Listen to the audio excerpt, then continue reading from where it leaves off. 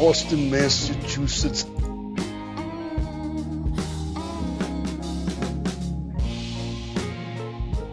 Tito Santana.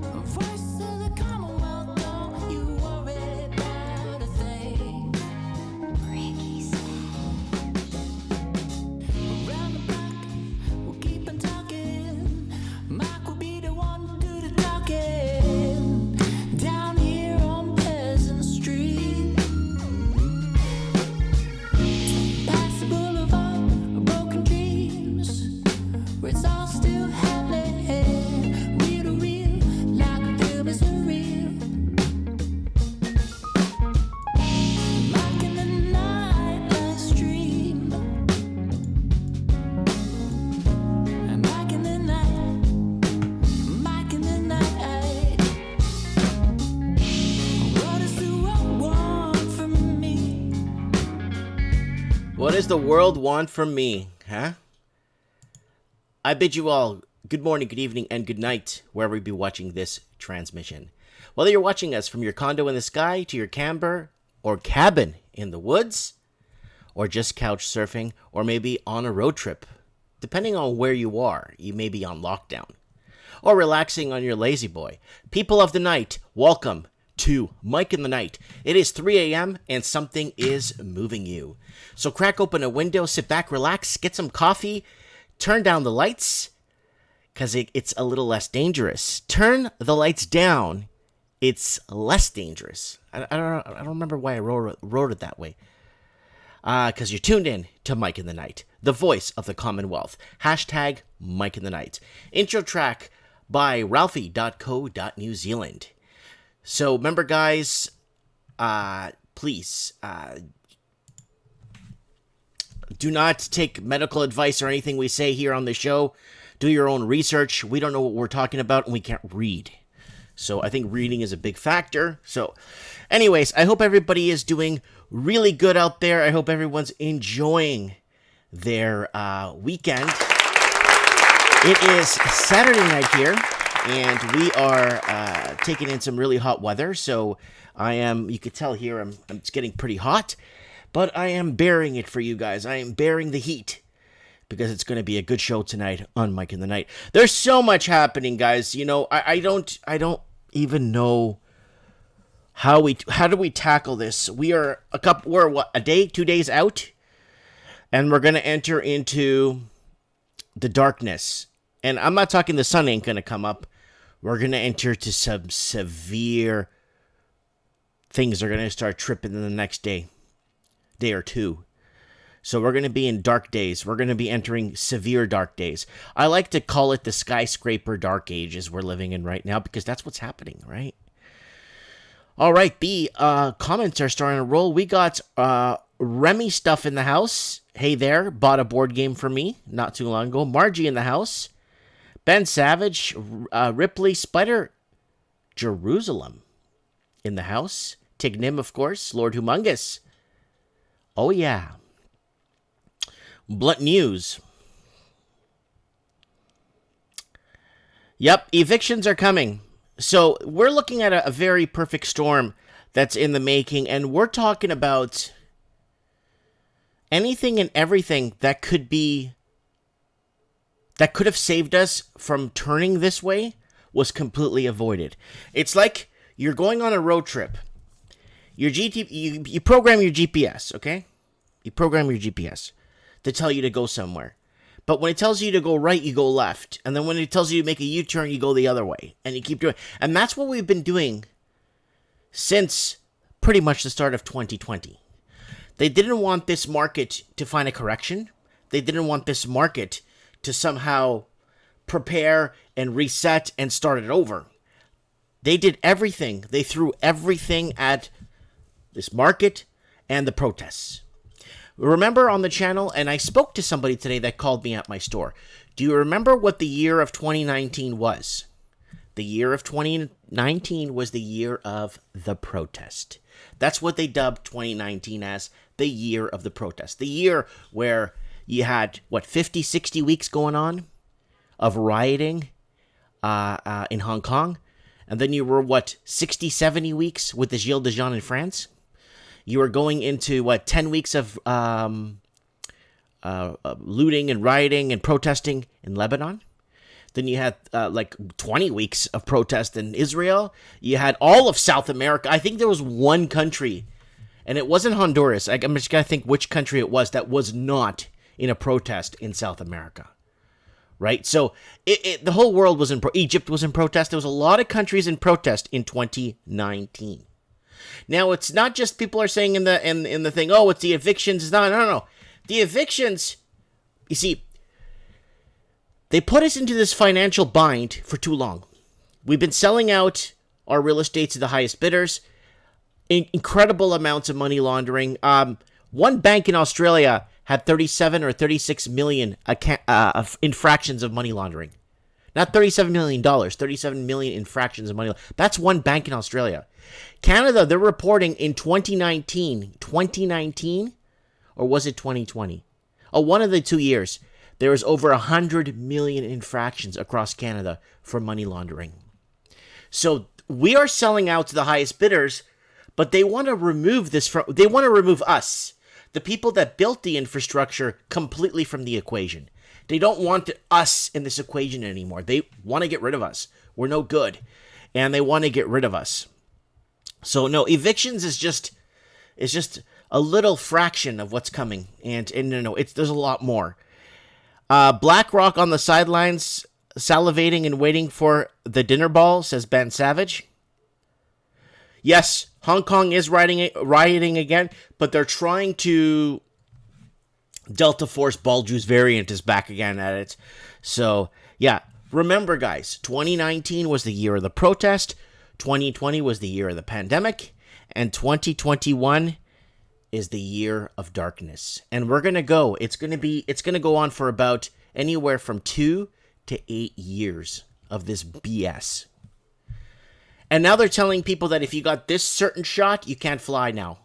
And now they're disputing between the Canadian and American border, but if you got this shot, you can't come to America. And then the Canadians are saying if you got this, you can't come to Canada. So they're starting to, if your second shot was this one and you mix this. So I feel really bad for the people that took this. And, I'm not a doctor, but, when they start wording things like we are in a pandemic, no.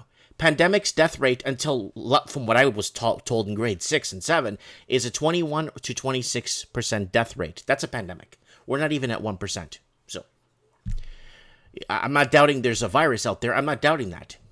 Right? We're allowed to say it's man-made, remember? We could say now this thing is man-made. We're allowed to say it's man-made. Okay, the year of the drought? Yeah, no, the year of the drought, the year of everything. And it rolls out. Very soon, folks. We're talking in hours. This will be rolling out. And I honestly didn't think things will be as bad as they are in Australia. Hand to God. I did not think Australia would be... I knew Australia would be one of the first countries in the Commonwealth to fall. Then I kind of went to Canada, then New Zealand, then kind of which country in the Commonwealth is worst off. I wholeheartedly did not know Australia was, really this bad. So, yeah. All right. We've been debating on the channel, from the housing crisis and financial crisis from 2015 on the channel, which country in the Commonwealth was going to go first. And everybody was putting their money on Australia, not because...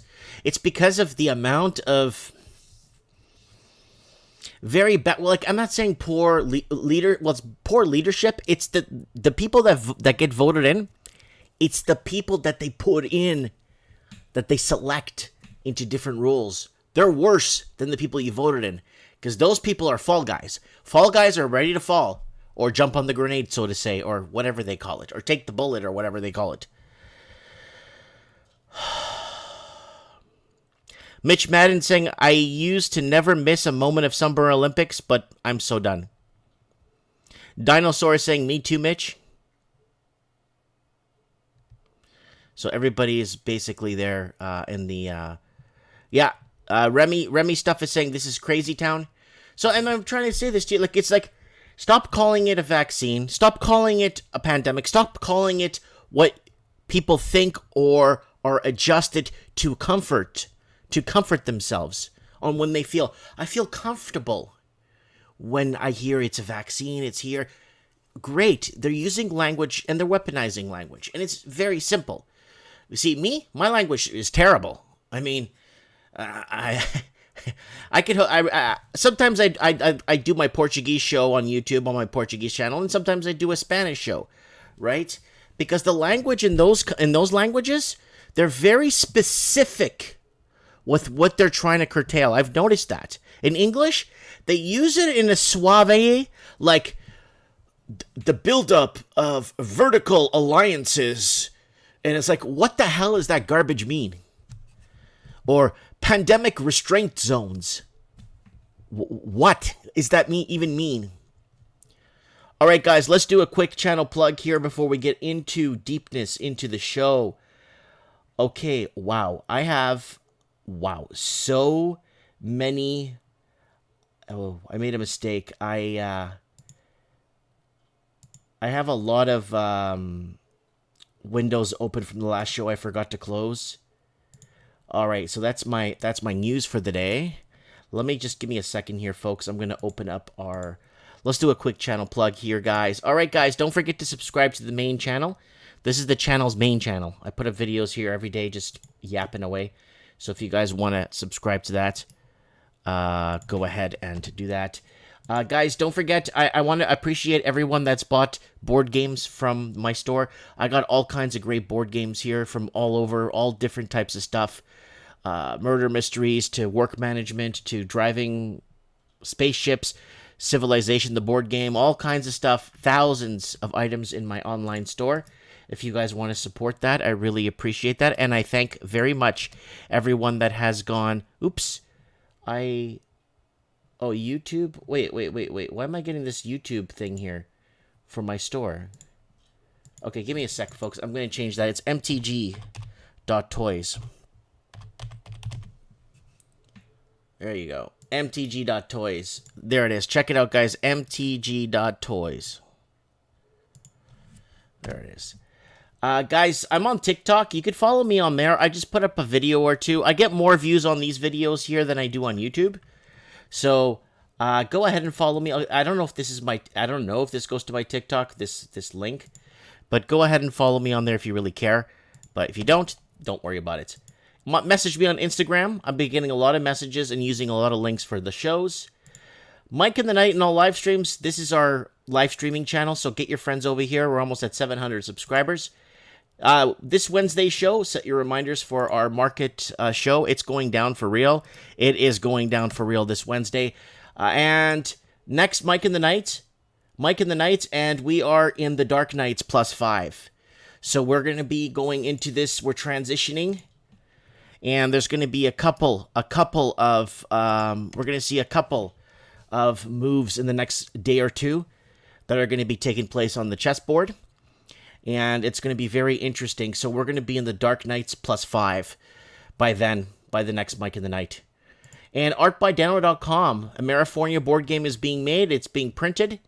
Artbydano.com. Get Dano to print send Dano a picture and commission him to make you a piece of artwork. He did some good work for me, and it looks really good. And the Amerifornia tour with Lord Humongous. And don't forget to donate to that. And Ralphie.co.New Zealand. Don't forget to check out replays of Mike in the Night. And that is basically where we got our intro song from our friend Ralphie. Woo! Oh, yeah. And I really hope everybody's doing there. I beat China all the time. And I'm kind of excited, there's, it's a very interesting time to be alive. It's almost like the whole Borealis is coming into view, and everyone gets to see it at the exact same time. And they've created events that have brought people to a point where we're actually seeing things as a whole together. Instead of watching some sport event or some BS, fixed, and it's very interesting because all eyes are on what they do next. All eyes are on what they do next. Oh, yeah. So Tignim saying no tiki-taki for me, no problem. Everyone that can should go check it out. Yeah, in case no one's seen it in person, Mike's store is super cool, says Kaylin Killens.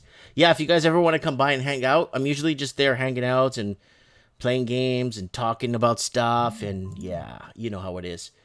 Okay, guys, so our Discord is going full blast. So people are posting on our Discord look at this. Last time I came on like 20 minutes ago. So somebody put a link for our Discord, right? I think Blunton used it there. So if someone could throw the Discord link in there.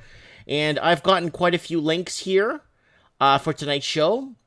And shocking videos and riots and looting across South Africa is a huge problem. I spoke to a good friend of mine, Portuguese friend, who lived in Mozambique, then moved to South Africa to do business, and he moved back to Mozambique. Luckily, he's a Portuguese citizen, so he could go back to Mozambique, right? Portuguese Africa.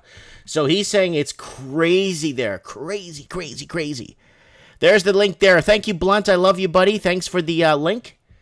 Okay, let's move on. So our Discord is ready to go. So let's go over a few things on the main channel, on the community. You're not going to believe this. So, guys, living in Canada, you better pay real close attention because the United States is not too far off. Read it and weep. Federal budget won't be balanced until 2070. 2070. So I don't know if you know, the great Canadian leader stated the other day that the books or the budget will balance itself out. So I don't know if you guys remember the great leader of Canada stating that, and he stated it, and a lot of people looked at it like, well, now they got a forecast. The budget won't be balanced until 2070. My kids will be in their 50s. My babies will be in their 50s when this balances. Or mid-40s. They'll be my age. I'll be dead. And okay, we got a video here from King Cash YouTube, put it up the other day. It's really good. Food shortage warning, empty shelves in South Florida. Check it out. It's on our thing. Now, look at this. Biden needs to require unvaccinated workers, students test every day and pay for it. What are they testing for? We already know the tests produce a ton of false positive. Here you go. There you go. You could practice that once in a while. It's a good reflex, you know?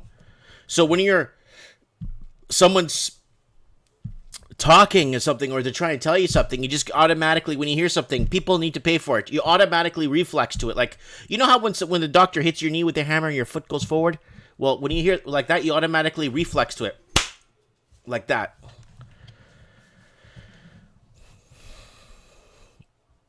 Yeah. So, okay. Biden needs to require unvaccinated worker students to test every day and pay for it. You can't make this crap up. You can't. Honestly, you can't make this shit up. Hollywood, move over friggin' Hollywood, because we got mainstream media. Let me tell you guys what's part of this whole unveiling that I've been talking about. One thing I want to let you guys know is that the false prophet, I guess the Bible or different oracles have saying, a false prophet will come. Not the Antichrist, but a false prophet will come to proclaim and say things. The false prophet is the mainstream media. The false prophet is the mainstream media. They're prophesizing. So what they're doing is they're making predictions and prophesizing on what should happen to us if we want to live.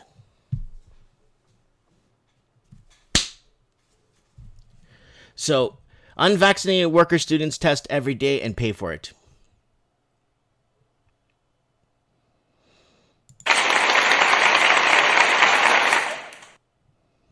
Sydney hotspot workers are being asked to test every 3 days. You gotta be kidding me. 3 days for what?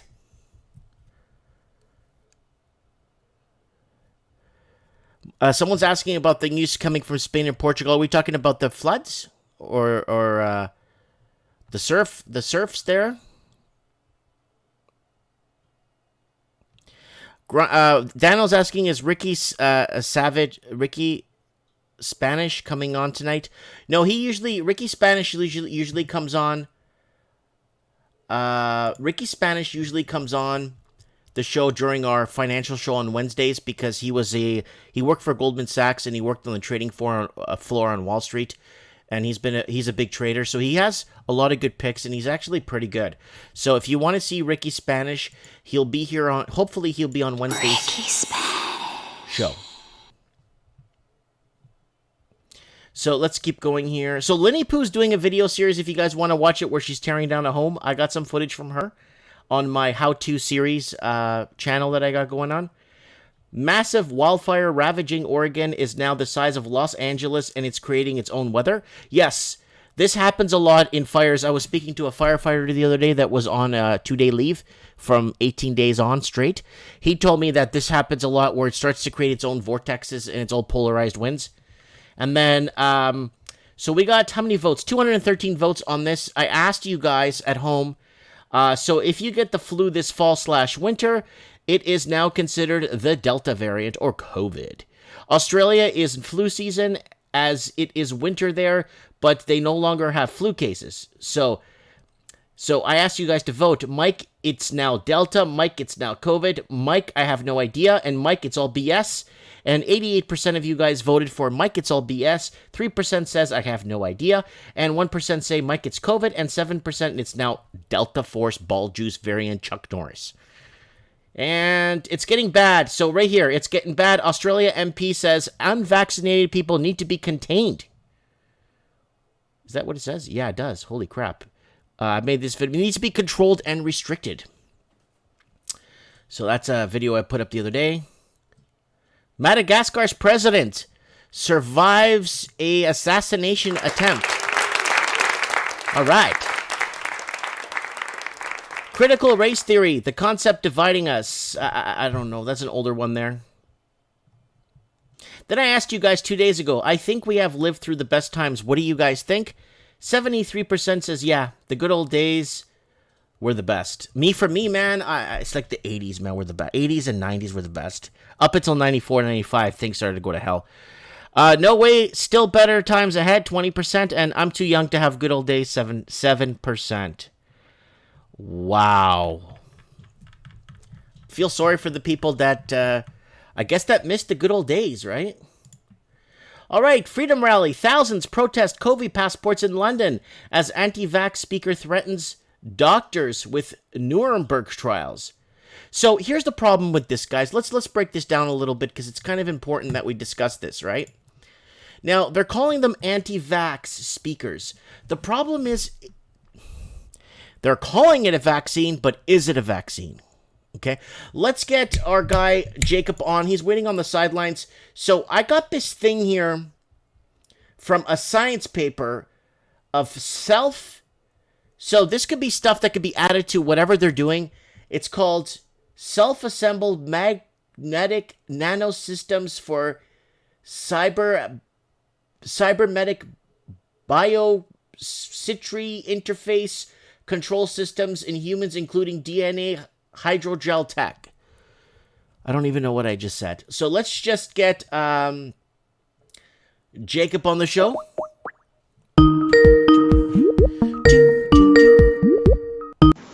Mike, what's shaking? Nada, how you doing, brother? Good. What's going on? How's everybody doing? I guess we're all doing good. We got 140 people here sitting, listening to us. Excellent. And more people will pick us up on replay over time. Excellent.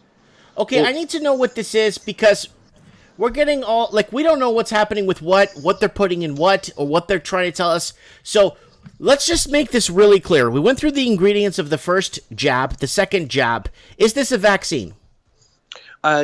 What you sent me is definitely not a vaccine. This is all immune system precursor boosting drugs and narcotics, as well as undertones of bioengineering from what I've been able to see. Now, let me ask you a very simple question.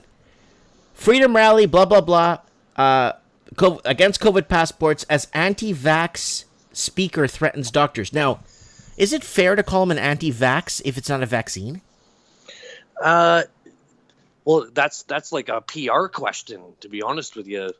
I don't think I don't suspect this is anything other than creating two societies, a split, if you will, where people are pro vaccination and anti, regardless of whatever it is they're injecting into your arm.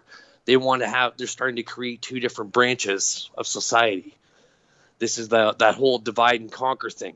Last year it was racism. The 2019 it was the year of the protests. It's just another tool of division, from what I see. Mm-hmm. Mm-hmm. Okay, and is it fair to call it a pandemic when the death rate is less than 21%? No, it is not. And a cursory Google search on what an actual pandemic is would show that. It's 21 right? In high school. I have never looked it up since, but in high school, I remember them telling us that it's 21 to 26% death rate is considered a pandemic. That's right. And we haven't actually had one since 1918, really, like a full-on pandemic, right? We're talking about a perfect example that I always use is polio, because polio was a by the numbers driven out of society, essentially, by vaccination that was done in your under 0 to 5 years age when you were vaccinating people. Mm-hmm. And this took 30 years to perfect the jab for polio. And we all got our polio shots when we were kids, right? It took 30 years to abolish it from Western society. It still exists in certain places, but we haven't had cases out here. That was a more natural or an organic version of what a pandemic would kind of look like. But polio had been killing humans for thousands of years before then, right? This is something totally different. This is the flu, right? And they started the vaccine for the flu in 1921. And it's 2021, and nobody talks about the flu anymore, but it was essentially the same thing. So it took 100 years to perfect that. Right. Well, but all of a sudden we have all this injections in 6 months, and this miracle cure for a man-made virus, which we're now allowed to call it. Right. Okay. Now let me. Yeah, we're allowed to call it pro, and we're allowed to start saying now it doesn't even work.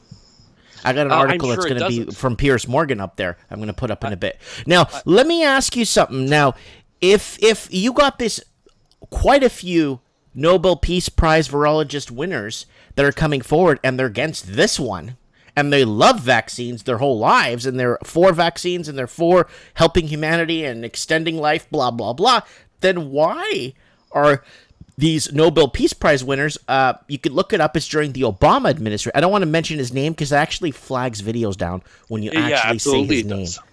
But he won a Nobel Peace Prize on his virology work, and he doesn't exist. You can't find him. They're trying to remove him because he's anti this vax. What does that mean? Well, I would like to know who he works for, right? I'm not sure where everybody's listening from, but here in Canada and in the United States, there's 3 or 4 very large pharmaceutical companies, and they're like omni-powerful, right? And they control everything that doctors do, say, and hear, essentially. If you ever worked in the healthcare industry, you know that they get the royal treatment. So it's my suspicion that we're talking about mouthpieces for these 3 or 4 companies. Mm-hmm. Mm-hmm. Okay, so here it is. I'm going to put up a picture here, and if you could, I'm going to just open it. I'm going to read it out, just a little script here. And basically says, here it is. It's real. So this is a science paper documents self-assembled magnetic nanosystems for cybernetic biocircuitry interface and control systems in humans, including DNA hydrogel tech. This is from 3 days ago. So what the hell is this? This is bioengineering. This is very tiny microchips that are attaching themselves to cells to reprogram them. And this was all, when I was going to school, this was all Star Trek fantasy land. If they're actually doing this to people, which is possible, it's like 20 years, they can reprogram your cells to do whatever they wanted. Right? Because what a cell does is it basically makes copies of itself and interacts with other things, right? So if you change the instructions when it creates a new version of itself. When cells divide, right? The new cell will be a re-engineered one to do whatever it is that you want. If you're able to manipulate cells on this level, you could essentially tell it to do whatever.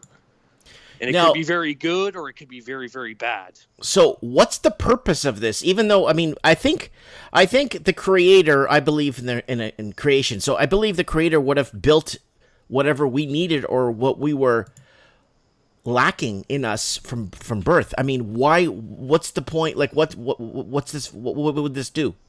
Well, according to the human genome, the human being is right in the 200,000th generation from the first humans to now, right? So 200,000 generations of humans have come before then, and now all of a sudden there's a problem. I find that highly suspicious. Yes.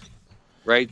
I find that very highly suspicious that all of a sudden, after maybe 3.5 million years from our closest direct ancestors, that all of a sudden we need genetic reprogramming. That's a very, very suspicious behavior. All of a sudden, we're a problem. So either they have very, very good plans for us or very, very bad ones. And I suspect it has something to do with humans' longevity, if you ask me, because these cells all have a life cycle, and you hear similar terms like half-life, right? So what happens through its reactive lifespan is it degenerates, it creates a copy of itself, and then it dies. So through that process, if you're intervening, you're changing its parameters as to what it is doing, right? What its job is. And it could, like I was saying, it could be very, very good, but it could be very, very bad. My suspicion has something to do with longevity of how long you're going to live. So maybe if you're getting this vaccine, maybe it's telling you, okay, Mike Martins is going to live to be 92 plus a day, and that's it, right? It'll be your expiry dates. If I had to venture a guess, myself not being a geneticist. But this is bioengineering stuff, and as I said before, when I was going through school, this was like Star Trek-y fantasy stuff. And if they're doing this, if they had it all ready to go 6 months into the pandemic, I cry foul on that.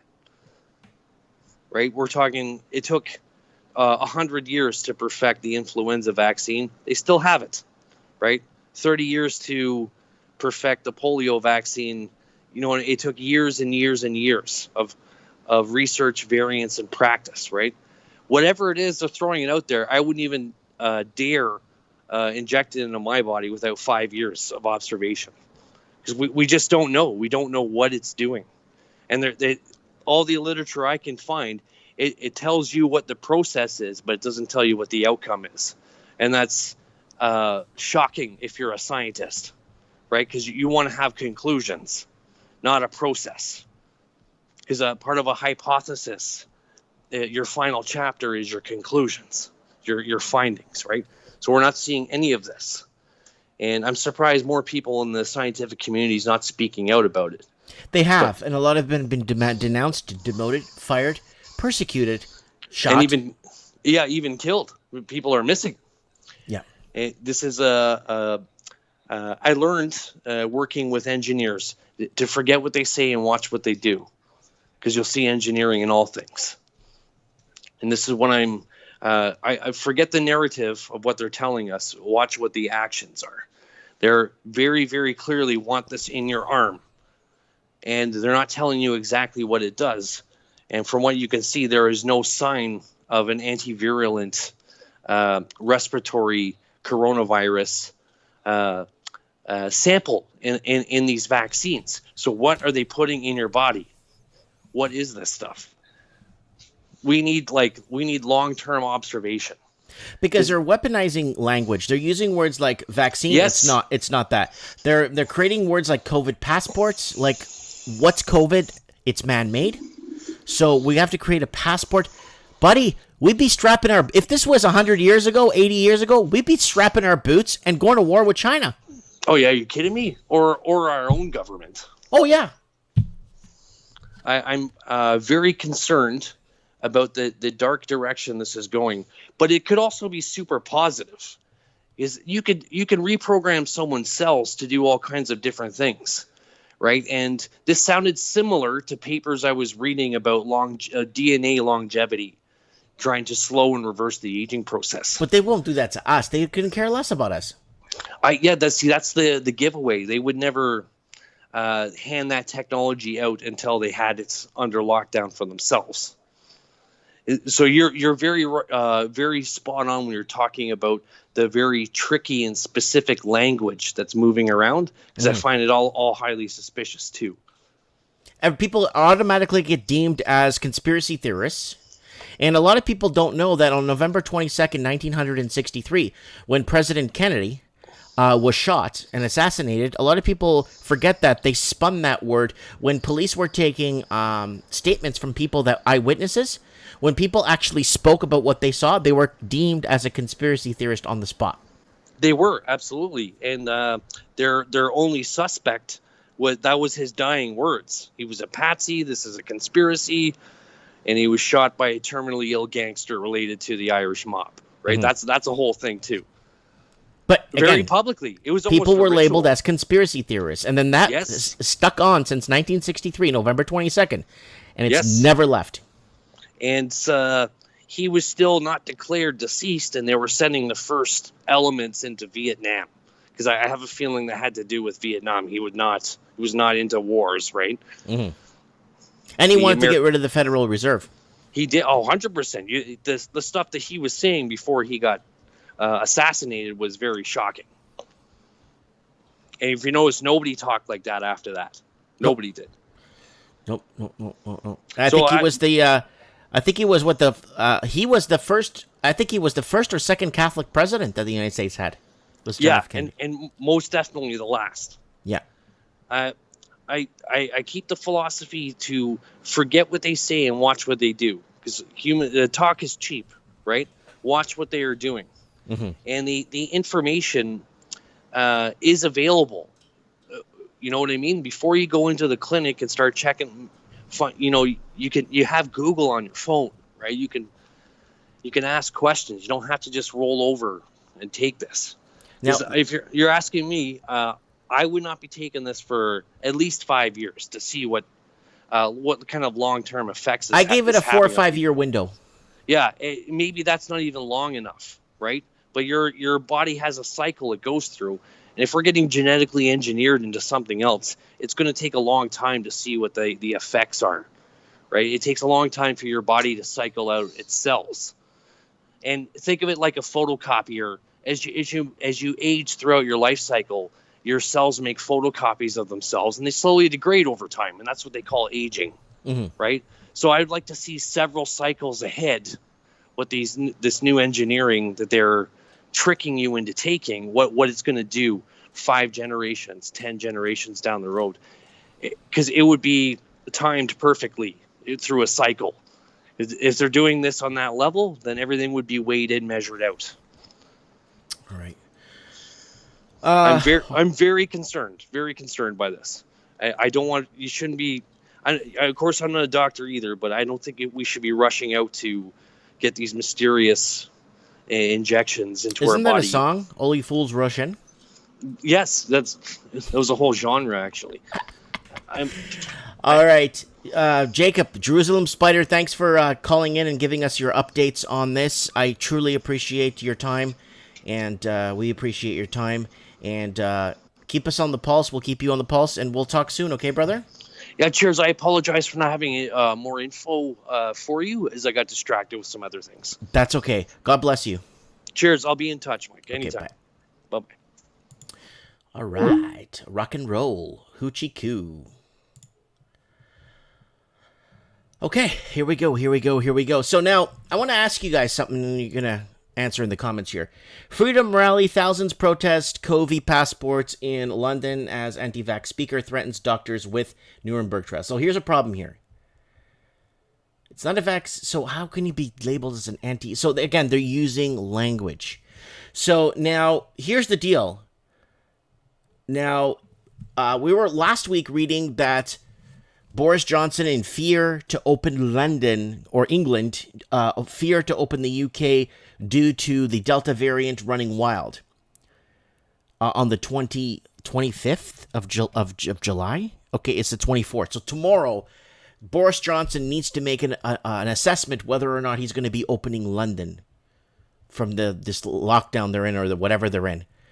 So this completely contradicts what is... Like, this makes no sense. The language makes zero sense.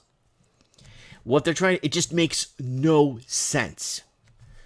Anti-lockdown, activists. So again, they're... In speaking in London, one of the speakers triggered a major controversial by likening NHS staff to Nazi doctors. Thousands of people have gathered at the Trafalgar Square. And there it is right there. There's the people there in Trafalgar.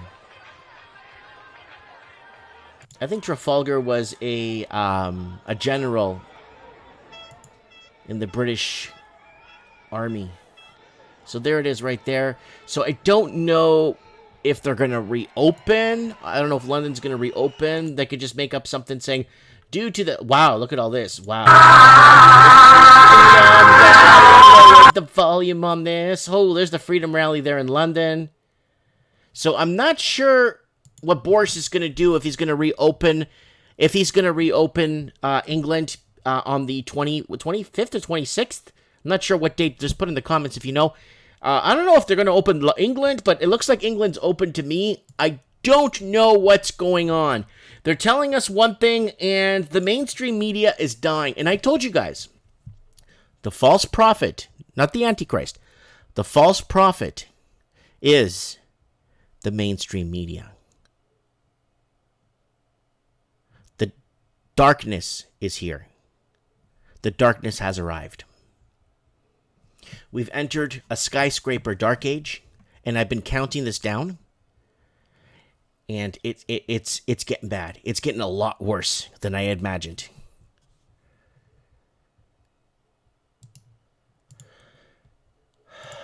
If you thought you could... Here, UK government plans to launch surveillance of Brits' shopping and exercise habits through an app in fight against obesity. You gotta be joking.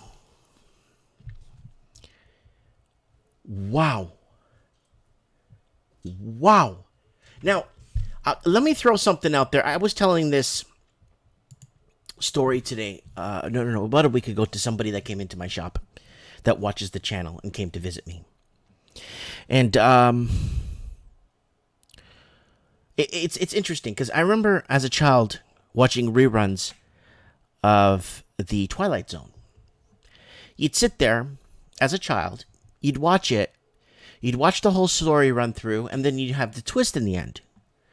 Now, one thing I never made sense of is that, like, I don't know if you guys remember the episode where the whole town was becoming brainwashed, and they were all following a certain thing, and people, they're all brainwashed, and they were brainwashing each other. And I would sit there as a 5-year or 6-year-old watching this and scratch my head and say, wow, how did the whole town fall for this? How did the whole town in the show didn't see through this? As a 6-year-old watching a rerun of the Twilight Zone. How did they fall for this BS? And it's happening today, right in front of our eyes, the Twilight Zone. And people are falling for it hook, line, and sinker. You can't make this up. Take a breath here. All right. So UK government plans to launch surveillance on Brits' shopping and exercise habits through app in fight against obesity, says media. Soaring! With soaring rates of obesity and diabetes. Okay, look, if they want to save lives, start giving insulin out for free, okay? You want to save 3 to 8 million? Actually, it's more than 3 million people die a year through lack of getting insulin. It's 3 to 8 million. Not that it was only 3. Wow. All right, let's move on. Thousands protest amid global anger against COVID restrictions.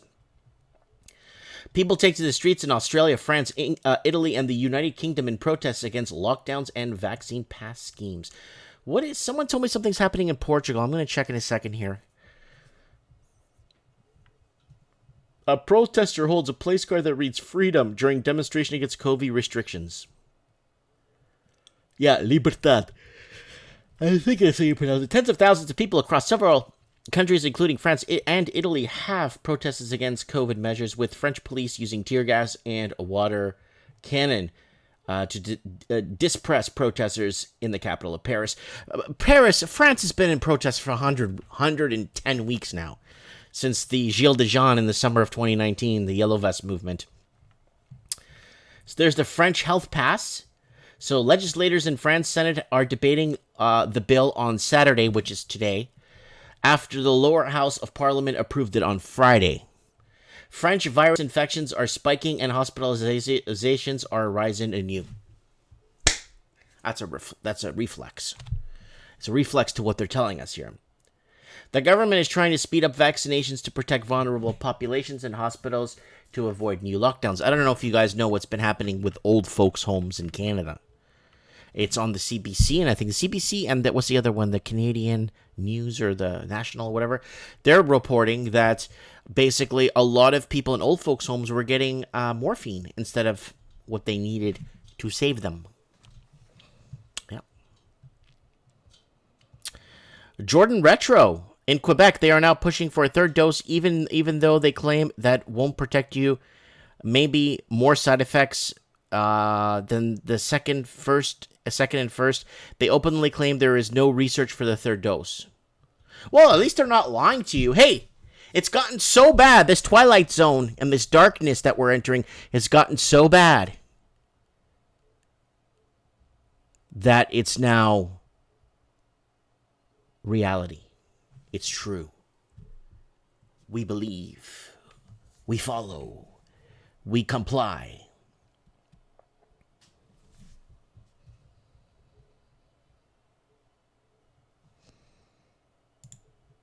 Protesters rage across Europe as lockdown vaccination mandate begins.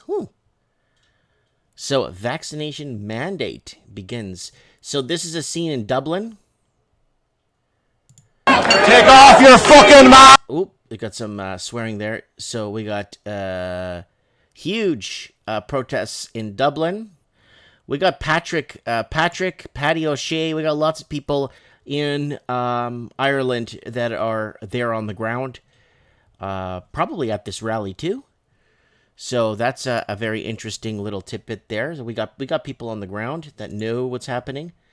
And we got London. This is the one we just saw. It was parties, man. Holy smokes. So, and they're wondering, should we open in a few days? Is it safe to open with this Delta variant? And then you got London. Where's this? The anti-vaccine passports in Paris have turned violent. Police are clashing with protesters. But they're still going to pass it and they're going to put it through.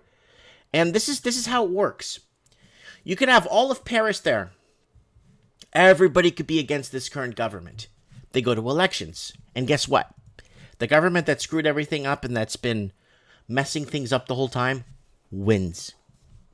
And that's what I've never understood about elections. You could have the whole planet out there against one guy and he'll still win the election. And that's what I've never understood. So look at France. It's been in chaos. I'll bet you $100 that if Macron runs for prime minister or president of France, he'll win.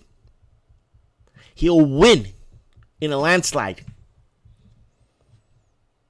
Just like Joe Biden won it in a landslide. So there it is there in France. Oops, it's going to someone's tweeter. So that's from someone's tweeter there. There's the drone. Wow, once you get drone footage of this stuff, that's a huge issue for the news.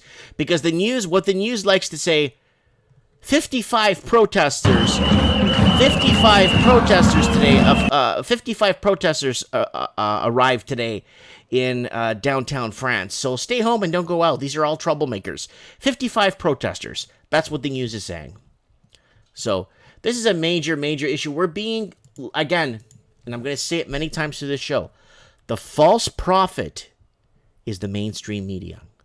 They've been proclaiming a false prophet's going to come. And it's the mainstream media that's dying. We're going to see the fall of the false prophet. And they're going to be unveiling a huge transition and change. All right. Rescue teams struggle to reach submerged homes in India following flooding and landslides. So lots of people losing their lives. About 100, I think. Death tolls at 100. Where people in India are pretty much losing a lot. And these landslides, wow. So prayers go out to them. Monsoon rains flood Philippine villages. Thousands evacuate. The village my wife is from is fine. She just spoke to her sister recently this morning. Manila, Philippines. Thousands of residents fled flooded communities and swollen rivers in the Philippine capital and outlying provinces Saturday after days of torrential monsoon rains, which left at least one villager dead, officials say. So there it is. And death toll now, 51 following catastrophic flooding in China. Flooding has caused at least $10 billion U.S. in damage to central city of Zhenghao. And there it is. And the Three Gorges Dam we reported on before anybody else did on this channel from someone on the ground. Outrage after Uganda MPs, members of parliament, get $30 million to buy new cars amid COVID crisis. You be good little boys. You wear the masks. You get the photographs of the masks. And there's going to be a new car parked in your garage. You be good. You comply. You're all going to get new cars. 56 grand US. They could buy an okay car, I guess. New vehicles. Sparking outrage in the poor country.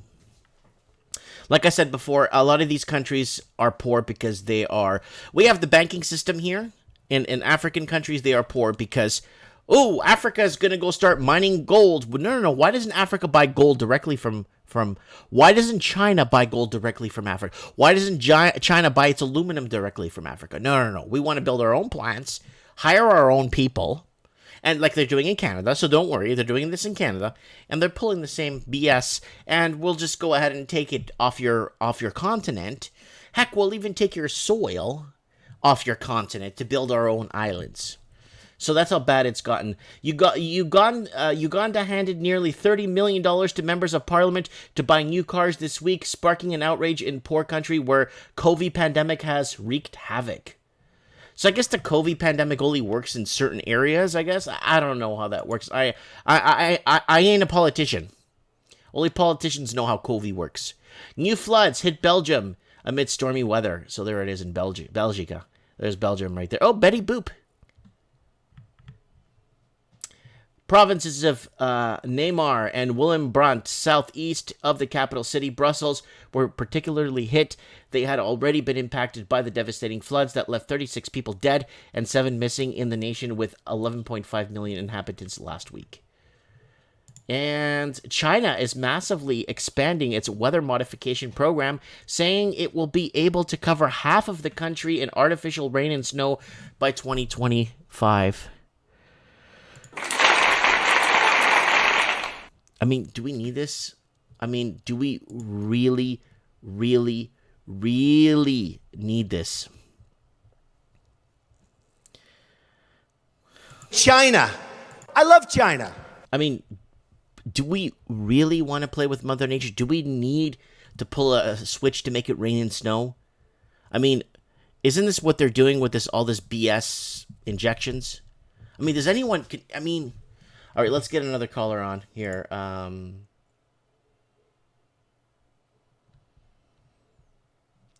want to call Stephen Thomas down in Melbourne, Australia, in Queensland. Melbourne, Australia, to find out what the heck is going on. He's an accountant. Hello, Mike. Stephen, how are you, my brother? I'm good, thank you. How are you today? I'm doing fantastic. So what is going on in Victoria? What's going on in Australia? Are you guys again in lockdown, or I'm not too sure? Well, it all began about 6 weeks ago when we were in lockdown. We went out of lockdown, then we went back into it. Now Sydney is back in, but also South Australia are back in. Did somebody cough in public? No, I think they might have done a nudie run down Burke Street in Melbourne. Well, I'm watching the protests from you guys. It looks like there's no lockdown. Well, there is, but it's not really taken seriously because really the volume of people getting seriously ill is so small in Victoria, you wouldn't know. Right. And I think more people are being harmed by being locked down than being out in the open and free. That's just my opinion. That's right. So the cost benefit of it, there's more cost to this than a benefit.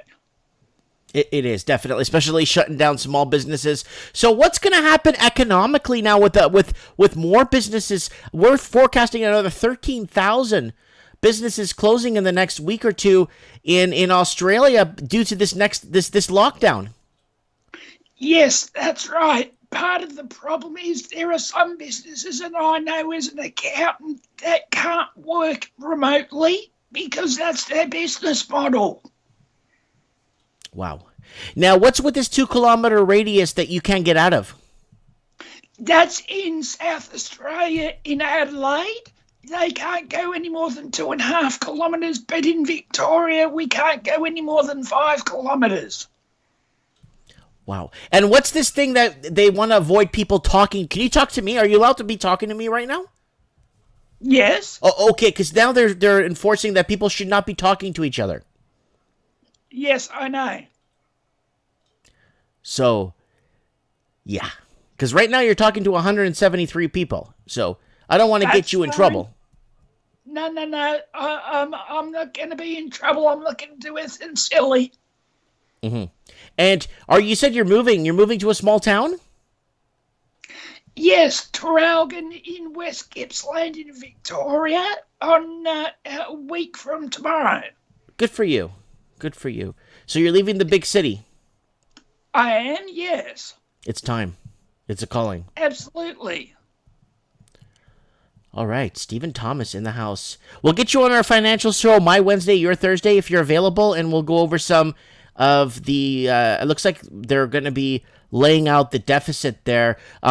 Canada, the books will balance or be balanced by 2070. Here it's about 10 years later. So 2060. No, 2080. Whoa.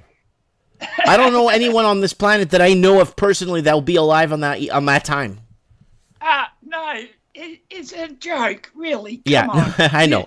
Really. All right, Mr. Thomas. Keep your eyes and ears open and just let us know what's going on, okay? Good luck with your move. No worries. Thank you very much. Thank you. God bless. Bye-bye. Bye. Bye. That is Stephen Thomas, and he's moving out of Melbourne, Victoria. He's tired of the BS, and he's moving into a small town. So he's done. He's done with the BS. He's done. So we used to call him every week when Australia was going down through its first lockdown. We called him every week.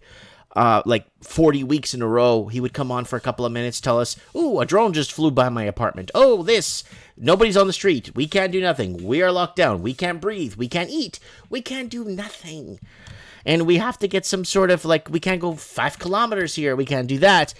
And man, I think Australia is the proving ground, the testing ground for whatever is happening or whatever they're planning on doing. All right, let's go back to these articles here. All right. Where were we? So China is going to be testing out snow and artificial rain. Why?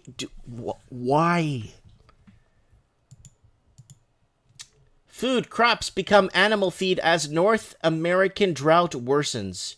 This is a major issue. We're following the food shortages. A lot of emails and stuff coming in from people. One thing that's not being reported is water protests in Iran. Many people are dying they're just not getting water. They can't get water. So there's massive water protests in Iran that have been somewhat undercover. Here it is here. And just turn down the audio here. And I could show you guys here what's happening. And everything is dry, arid, and temperatures are soaring. And they're having a really tough time getting water. And their government's great efforts, and they're failing. And Supreme Leader Ayatollah said protesters cannot be blamed, calling on officials to deal with the crisis, according to state media. So this is a major issue. They're having major water issues there, people. I got several emails from people in Tehran that are telling me that there's people actually evacuating small towns like this because they just can't get their hands on water. And it's becoming a major, this situation is out of hand. All right, where were we here? And here we are. Vietnam locks down capital isn't the capital Saigon, as COVID-19 infections soar. 15-day lockdown orders bans gathering more than two people. Hello, everyone. Hello, everyone. In public. Hello, everyone. Bans gathering of more than two people. What if you're doing a Zoom with 13 people? Wow. Okay. Wow. And Vietnam has imposed a 15-day lockdown in the capital of Hanoi in an attempt to tackle a surge in COVID infections. Wow. You really can't make this, wow. And then if you go in and try and film a hospital, you go in to film an emergency room where they say it's happening, or an ICU, they kick you out or arrest you, and there's nobody there. It's been done time and time and time and time and time again. I'd say congratulations. Electrical engineer gets 5 years in prison for selling missile technology to China. That's high treason, folks. Don't sell your own people out. Our government's already sold us out to the highest bidders via real estate. And don't do that, people. No good. Barbed wire welcome as migrants crossing surge Estonia to gift Lithuania 100 kilometers of sharp razor wire for border fences. There it is. So they are putting up wired fences. They are making it very hard to get into other European countries that are seeing mass migration of people.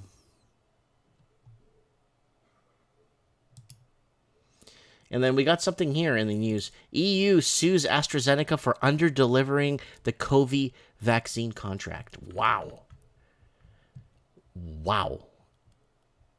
Oh, the Olympic Games are on. Olympic Games hosts Japan show approval for Team Great Britain's Black Lives Matter kneeling. Wow. No wonder no one knows the Olympics are going on, because it's full of crap. And what was the next one here? Toronto Pearson International Airport begins separating arrivals based on vaccination status. You can't make this crap up. Seriously, you can't make this crap up. I want to get... who could we get on the... I'm just trying to see who is available. Who's available here on... Okay, someone's telling me there's no border crossing in their area.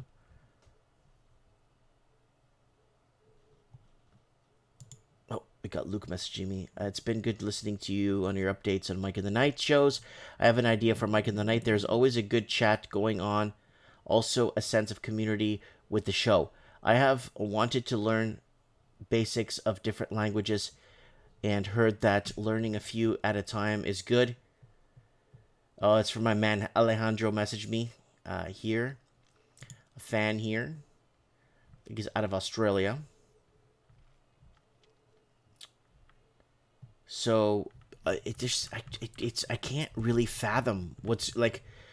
All right, let's get somebody on the show here who wants to come on the show, who wants to be a first-time caller. Do you want to be a first-time caller, people? Add me on Mike Martins on Skype, Mike Martins 1980, Mike, MikeMartins 1980. All one word on Skype. Add me on Skype, please. Oh, I got 2 notifications here. Help us improve Skype. No, it's okay. If you don't mind adding me, let's talk. Let's find out what's on your mind. Let's find out what you're thinking, what you're feeling in your area, because I'll keep reading a few articles here. So here it is here. Toronto, international passengers arriving at Toronto Pearson Airport will now be separated by vaccination status before heading through customs. The airport confirmed on Saturday passengers entering Canada from U.S. or another international destination may be split into vaccinated and non-partially vaccinated queues prior to reaching Canada Customs. Beverly McDonald's, senior advisor of communications at Toronto Pearson, told CTV News on Toronto on Saturday. The airport said the decision was made to help streamline border clearance as there are different entry requirements for vaccinated and non- or partially vaccinated travelers. Currently, fully vaccinated travelers entering Canada may qualify for a certain exemption to quarantine and testing requirements, while none or partially vaccinated travelers will not qualify for exemptions to quarantine and testing requirements. Yeah.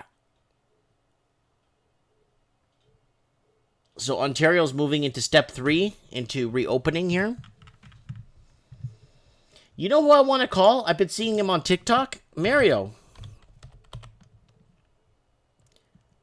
Here we go. Spoken 6 months ago. Mario DeCetis. Let me call him. Let's see if he picks up. He's in the Toronto area. Let's wake him up. It's Mike in the night. Hello, everyone. All right, he's not online. All right. He's not online. I would like to speak to Mario to find out what the heck is going on with him. Let's see who else is available here. Looks like Supreme Supreme Canon has his thing on here. Kevin J. Johnson is out of jail, and he's been in Calgary. He's running for mayor of Edmonton? No, Calgary. Calgary mayor. He's running for Calgary mayor, so it's going to be very, very interesting to see how that goes. We'll get him back on the show to find out how his campaigning is doing, but he's out in the streets, out there talking. All right, let's move on to our next thing, and we'll do, heck, you know what? It's an hour. Let's do a 2-minute channel plug, guys. Guys, thanks for watching the show and being part of the show. Thanks for contributing with your comments and calling in and all that stuff. Guys, don't forget to subscribe to the main channel. There's the main channel right there. So if you're catching this on the fly, subscribe to our main channel where I put up videos basically almost on a daily basis, discussing certain things and different views on things. Yeah, we have an anti-lockdown. Yeah, let's get Eduardo on the show. I'm going to call him right now. Guys, don't forget, I want to thank everyone that's buying board games from my store. I got lots of new releases that came out this week. I got hundreds, if not thousands, of board games on here. It just goes pages to pages. I want to thank everyone that supported me in my little board game store here, selling toys. Well, they're board games. Adult stuff. More adult games, but there's some kid stuff. Follow me on TikTok if you guys want. I don't even know how this thing works here. Oh, Kalen is calling in. Yo, Kalen, what's up, buddy? Hey, Mike. Yeah, I just to step back on what you were just talking about with this segregation in the airports. Mm-hmm. You know, are they doing it at the airport you work out of? You know, I don't even go in there. I work. I'm at KF Aerospace, right? Okay. Which is it's kind of, we have our own little ramp area and things like that, and the airplanes, they just come right in off the runway to us. So, and they don't have passengers on board, and most of the stuff we do is cargo or private aircraft, right? Mm-hmm. So, but yeah, I mean, what I'm seeing with the international aircraft. They're not even classifying Kelowna as an international airport anymore. It's because you can't fly out of the country from here. And I was just talking to a pilot. He flies private jets yesterday, and I was asking him more and more about the situation about private, because we have quite a big private jet traffic in and out of the Okanagan airport here. I mean, it's heavy. I'd say like are these who are these, like, are they, I guess, wealthy millionaires, I know there's a lot of foreign investing going through there, buying up properties. They're not being quarantined. They come in, buy a few properties, buy 10 homes, leave them empty. Well, this is what I wanted to talk about with the quarantine. Yeah. So he did kind of clarify that issue, and you're right. They do not have to quarantine, but they cannot fly directly into Kelowna. They still have to stop in a Vancouver or in a Calgary, in a large, and so they just go in, they do a quick test, and then they're allowed to go, right? Mm-hmm. But apparently that's going to be ending, from what I've heard, and this is a pretty reputable source. He's a commercial pilot that flies private jets, so. But anyway, back to what I wanted to stress upon, and I am just thoroughly disgusted in the fact that this country is segregating people. I mean, Canada, segregation in Canada. It's just, it's like one rule for them. You got the liberal government out there that preaches inclusion, preaches diversity, and then they push segregation. It's just disgusting. It's disgusting. It's pathetic. And based on a vaccine that isn't a vaccine, for one, and it proves the benefit to having it does not stop transmission. It's all over even the Mockingbird media. They're telling you that it doesn't stop transmission. So Hold where's on. the court? You know what I mean? Kaylin. Sorry. Don't just be sorry. upset about the segregation, Mike. No, don't be sorry. Australia is in flu season. They're in the southern hemisphere. They're having their winter. So is New Zealand. They didn't have a flu season. So what is going on? Like, I'm not understanding what the heck. What happened to the regular interval-like flu season and mutation of normal flu viruses, and it's going to be a bad one this year. Make sure you stock up on cough syrup and make sure you get plenty of rest and take in a lot of water. What happened to that? Well, I'll tell you what happened to that. That's going to be your Lambda Ball Juice Chuck Norris super variant, and they're going to give you a fourth and a fifth booster shot until they fill you so full of graphene that the 5G fries your fucking brain. I don't know, but you know what? It just stinks. This whole thing stinks. We've been going on for 2 years now. There's segregation.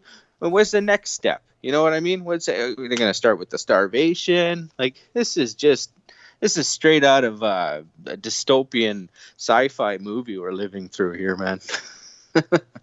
It's very sad. I just, a lot of the vets that fought and lost their lives and loved ones in these major wars and this whole Middle East conflict that's been happening and all this, that have lost lives and stuff and families and just broken families and stuff. Well, with the destruction of the Middle East and Syria, and then what do we have to show for all that now? Well, I don't know. A bunch of bullshit that's going on right now, and they're taking everything away from us. Yeah, we've lost every freedom that our veterans have fought for, and if the people in the United States can't see that their country is falling, like, that's what really gets me. America is the most heavily armed country in the world, and they could, in a moment, they could take their country back if they wanted to. If they could just open their eyes and see that they've got 50 news stations that all report the goddamn same script every day, that is all published by the lying fucking CIA media. I love China. If they could just open their eyes and see that their country is being destroyed right in front of them, it really is upsetting. In Canada here, there's no hope with these people. I'm sorry. There's no hope. He's brought in so much diversification. Dude, all you have to do in Canada, can I tell you what to do in Canada? Because hide in your basement. no. Just go stand by a lineup in a food market, in a grocery store. I feel like I'm in a third world country. People go stand in the lineup and hear what they're talking about. Like to the cash, the lady at the cash, and what they're just listen to the conversations people are having in the lineups. It's like, holy crap! I'm gonna walk around with a phone like that to replay. I love China, like this Donald Trump thing, like this. Look. Hello, everyone.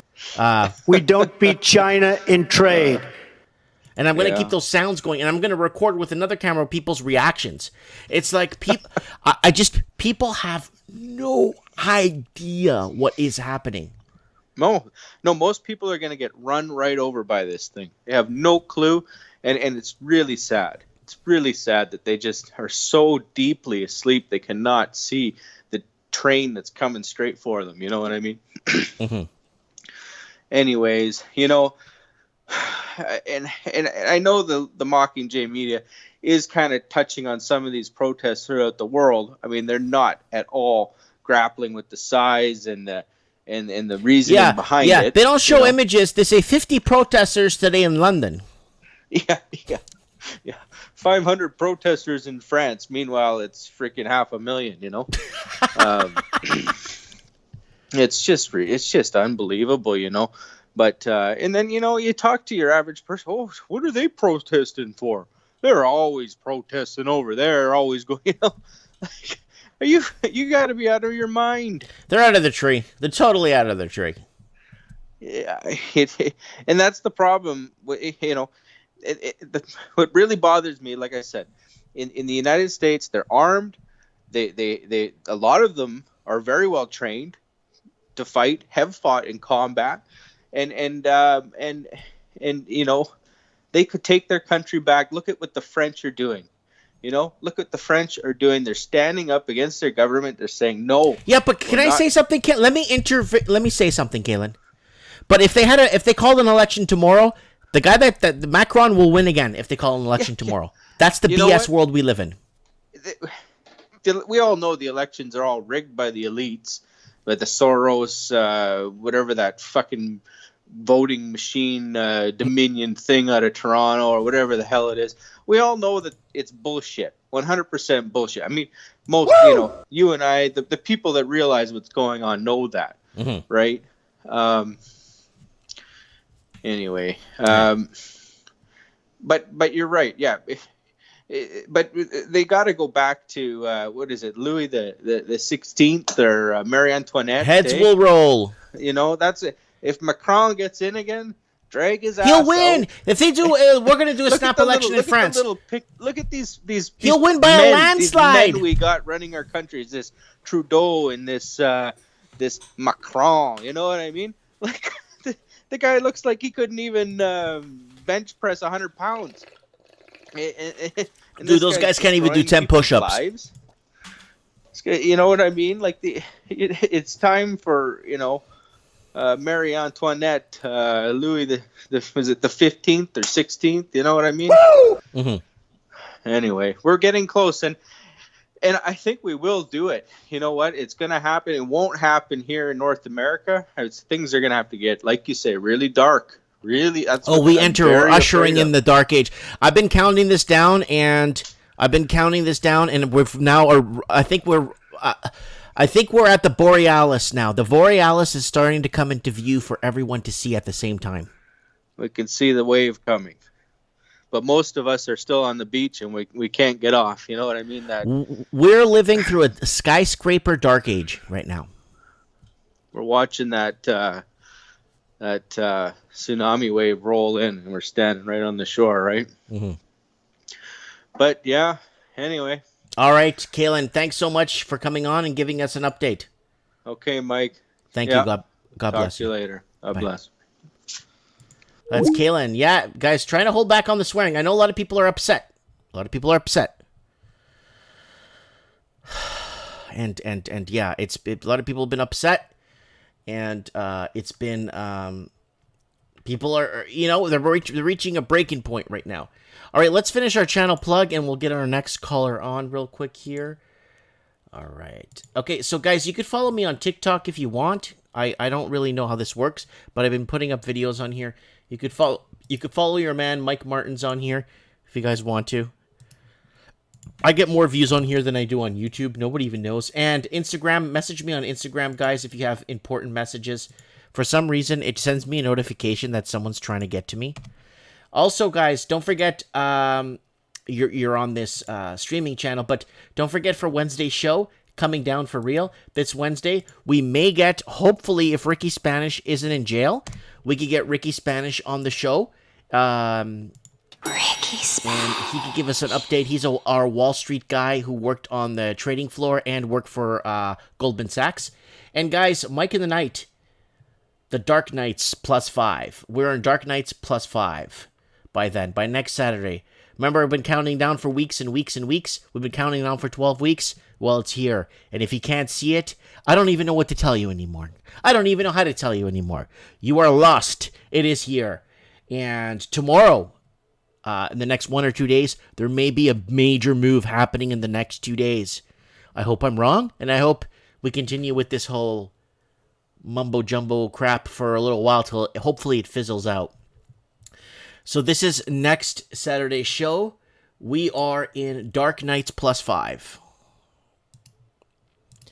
Okay, we got Matthew in Australia. Needs me to call him. Artbydano.com, not your typical art. Amerifornia board game almost printed and ready to go with Bezo bucks. So hopefully it'll be okay. Amerifornia board game. Hopefully he sells it here on his online store. And we could pick up a copy. So there it is right there, artbydano.com. And get him to commission your next art piece. And guys, Amerifornia Tour, Lord Humongous, guys, come on, send him $1, $10, $20, whatever you can. And let's get him on the road with the Amerifornia Tour, picking up stories. And guys, remember, this intro tune and is from ralphie.co.New Zealand. And not only that, he broadcasts from Auckland, New Zealand. Mike in the Night broadcasting from Auckland, New Zealand, to keep continuity of the programming around the world, the English-speaking world, across the Commonwealth. All right, so let's get our next caller in. I'm going to call, let's call Matthew in Australia. He needs to tell us something, so let's find out what he needs to tell us here.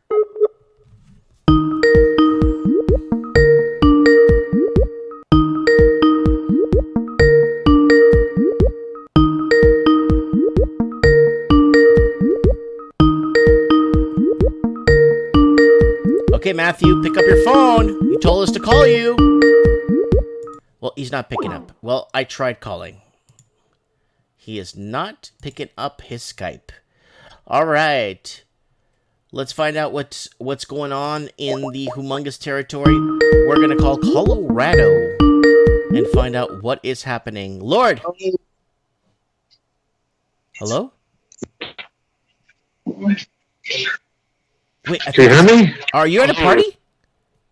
Wait, hold on. Are you at a protest? Yeah, I'm protesting. I got an emergency with my mom. Oh, okay. Did you want me to let you go? On his own. No, I'm trying to tell you about what's going on. That's why I'm going to Southern Cal first. Oh, okay, tell us what's going on. Well, my mom and my brother, they're not going to be living together, so I got to help her. And she's 71. It's just one thing after another, bro. It all adds up. It's just bullshit, man. I'm just so tired of this flipping world, you know. Mm-hmm. I'm kind of depressed today. Sorry. Trying to keep it light, but yeah, it's like... Any protests or anything going on in your neck of the woods? Protests, fires, anything? Yeah, they've had a lot of fires in Northern California. Okay. I guess, and like that smoke's like gone east. We've had some on the western slope of Colorado, and I know there's some in like Arizona that are going off too. So yeah, there's wildfire season. There's drought. The water levels I'm worried about. Lake Mead and Powell. That's if that goes out, that's going to shut down the electricity turbines on Hoover Dam. That's right, and that will cause a grid. That's right. Yeah. I totally forgot about that. Yeah, they've already been like losing power like because they don't have the water pressure. It's the water pressure that, gets those turbines going. And if you have a almost drained lake, and that supports the power infrastructure for like Phoenix and Las Vegas, yeah, the West is in deep duty, man. Like just the stories I hear, I see, I watch Jeremiah Babe a lot too. I've been following him for a long time. Yeah, he goes around and shows everything. I mean, and there's another guy named Dan, his buddy, he's got his own channel. So Amerifornia is here. Like what I've been preaching about Amerifornia, it's happening, right? Oh yeah, totally. I mean, you're seeing that it's not the Amerifornia that most people think as far as like, yeah, the real estate needs to crash. It does, because that's the only thing that's going to rebalance. Oh, I'm talking about like stuff. I'm talking about true California. I'm talking about high taxes, the price of food, the price of everything. Like California is going to go. That's what I mean. Those are what you call third world conditions that are developing. There's no businesses, the unemployment and homeless rates skyrocketing. I mean, it's like there's people that shouldn't be working and should be getting their benefits. Like for me, for instance, I applied 2 years ago. I'm fighting with a lawyer, and it's so slow to get that shit, and then there's other people that just rape the system. There was lots of fraud that happened on the whole unemployment COVID thing, bullshit, all that. It's fraud, man. It's the flipping money system, man. It's not sound. It hasn't been sound since August 15th of 1971. Let me ask you something. You're a diabetic and you've been suffering with diabetes for a long time. How do you feel that they're giving a free COVID jab to people at grocery stores when they can't give free insulin to people that need it and could die without it? Yeah, because they don't care, bro. That's what I'm saying. Is that I go back to diabetes. There's a lot of people out there that have it. They don't even know. They've never tested their glucose. There's a lot of pre-diabetics, and once you get it, it's not like I know I've heard all these natural cures. I'm telling you, you can minimize and manage it, but once you have diabetes, you have diabetes. There's no cure for it, and then you get on insulin. I'm not on insulin yet, thank God, because I try to watch what I eat. But dude, all this stress kills me too. I'm just having a rough time, bro. I'm not. I don't have the energy that I used to have, and it's just hard, man, to function daily for me. And now I'm actually I got to leave where I live at too, the house. There's just a lot of shit going on, man. I'm sorry, man. Well, we'll get people donating to your Amerifornia tour. How's the van coming? I saw photos of it. It's good. I mean, I still got to get. I'm trying to get a bed. I'm trying to put like a futon in there so I have a place to at least sleep. I still got to pull all the passenger seats out, and I'm doing very minimal like retrofit just so I have a van and some water, the basics, and I'll just build slowly from there. I'm gonna try to build it as I go. You could buy one of those Coleman camper gas stoves with the green bottles. Yeah. Those work great. There's got two mouths on it, and you could fry something and cook something at the same time. Yeah, but my idea is to be as light as possible. I know there's like these extravagant Mercedes Sprinters that are all, all these kids have all this money to throw at. I'm not one of those people. I'm just a poor debt slave that's worked his whole life and has diabetes and it's tough. And, I haven't had a fucking paycheck, dude. So I'm sorry to the F-bomb, but I haven't had a paycheck since like 2020. I did receive some unemployment money, and I've basically been floating on food stamps, man. And I'm thankful for that. And now forbearance is ran out last week. Yeah. I mean, Americans get punished, dude. We get punished by our own. This whole system punishes Americans the hardest. I think the middle class is getting destroyed, definitely.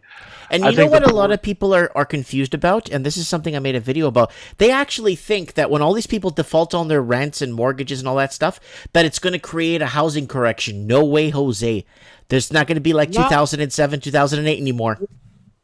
Nobody understands what mortgage banking really is. It's really a Ponzi scheme in itself, too. Nobody knows this stuff, but like the banks that have sold all these properties with realtors and shit in between, they don't own the actual house. It's just that it gets thrown in the big vortex of debt that runs through like the mortgages, and then they create those mortgage-backed securities and they sell it off as treasuries, and it's a mess, dude. It's really nothing. That's what I'm trying to.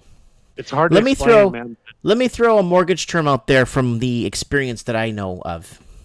Why would they put a 25, 30-year mortgage on a structure when the house gets, let's say, inspected, and the integrity of the structure has 10 years life left in the structure before it falls apart? Why would they put a 30-year mortgage on something that's going to last only 10 years? Think about that, people, when you start thinking, I'm going to get a mortgage on this older home and maybe I could fix it over time and this and that. Why would they give you a mortgage on something that's not going to last more than 10 years? Think about that. No, I know. It's been going on since the 30s. I mean, the first mortgages came out, every country has a mortgage program for the most part, right? I mean, it's just the way it is. It's the inherent evilness inside of mortgage banking itself, dude. It's self-defeating. It's just like the money that gets printed out. It's debt. It really has no value, and that's what America's exported since 1971 when we finally came off that gold standard. The little remnants of it. My thing is they had to come off the gold standard if they're going to go to war. You can't. The country will go bankrupt if it went to war with a gold standard currency. Yeah, I don't think we need to go to war, dude. I think those black have. I don't think we need to fucking kill each other. Excuse my, I'm getting pissed off, but yeah, I don't think we need to go there anymore. I understand. I totally get it. I totally get that. But I'm saying the reasons for it. I think they use the military on every continent, China. It doesn't matter, to kill people for no effing reason, and I'm tired of it, man. Who are these people that play God that think they can kill anybody they want? China now is going to start controlling snow and rain. Yeah, I know.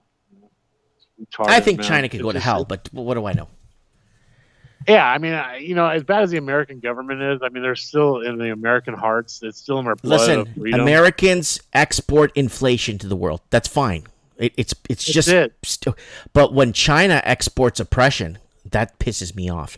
Oh, we built an empire. Look at the Chinese empire. Look at our GDP. You're building it off slave wages and labor. Yeah, but tomato, man. It's like I don't think exporting inflation is a good model for. I'd rather do that than build an empire off of slavery. I'm sorry. Well, I would rather just have a fair and honest, sound money system that everybody could agree upon. That didn't fluctuate every day and rigged and manipulated by Wall Street and all these other criminal banks and around the world. Make it an honest system. They could write that stupid debt off. That debt is gone. It's like it's never going to get paid. Why not every country just start with their own sound currency again, you can back it by precious metals, and you can print fiat. John Fitzgerald Kennedy was talking about that in 1961 or 62. He wanted to get rid of the Fed, and they started backing things with silver. Yeah, well, the silver standard was actually better than the gold standard. Like I always try to tell people about that. That's why silver is more useful to mankind and everything that we use on a daily basis. It's not just electronics. It's like it's in everything, man. It's like medical. There's all kinds of healing properties that silver has that gold doesn't. Mm-hmm. There's health benefits. There's water treatment. I mean, I'm worried about the water supply. If the water runs out, man, how are you going to grow any dang food, man? Look what's happening in Iran. Iran's having a massive water shortage and protests for it that they're actually shooting up. They're shooting protesters. Yeah, and China's got too many floods, man. It's destroying all them 66 dams. You've been watching that? Mm-hmm. They got like hundreds of people already killed. I mean, it's just it's a mess, man. And they're going to take over America. They're going to take over with their totalitarian system that we helped create. The Americans don't understand that. We were shipping China all this technology that we invented in the American, economy, so-called capitalist, that hasn't been capitalist since 1873. They built it under slave labor. They produced it cheaper.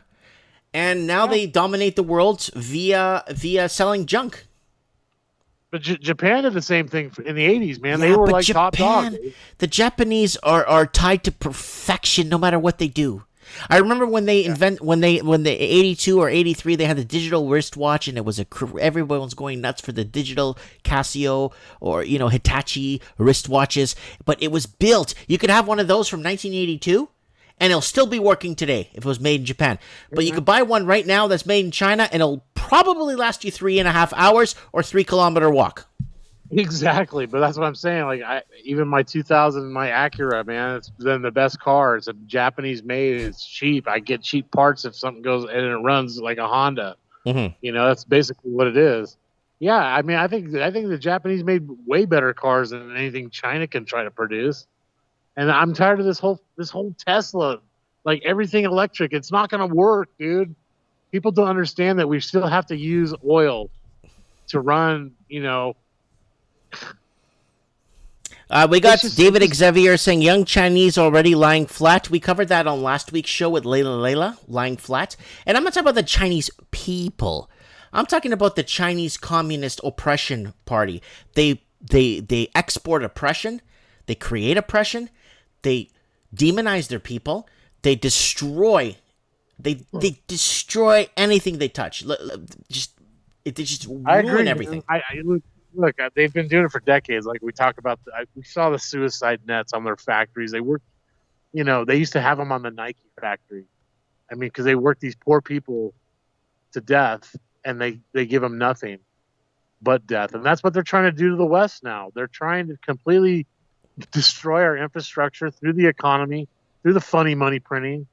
The inflation is going rampant now. Lebanon, all that. The banks over there. And Turkey lira. Turkey is out of control too. That collapsed in the beginning of the summer completely. Wait, but the problem is they're going to have to start knocking zeros off their currency or something. Or they're going to have to, if they keep adding zeros, they're finished. They're going to have to start knocking off zeros off people's bank accounts to keep the money in check. Listen, if we have to stay with a fiat, some type of fiat system, I would rather get rid of the private Fed for one. Yeah, well, have the U.S. and have the U.S. Treasury without a Federal Reserve member, Janet Yellen, heading the damn thing. Get rid of these Goldman Sachs. Oh, I know what these clowns do. Lord, I see it. I said it at the beginning of the show. It's not the people that you usually vote in that F things up. It's the people that they appoint. It's not just that, Mike. It's the people that control the whole fucking thing. Excuse my French, man. They print it out of nothing. I'm tired of that. Yeah. It's valueless. And then they use the technology to take away your freedoms.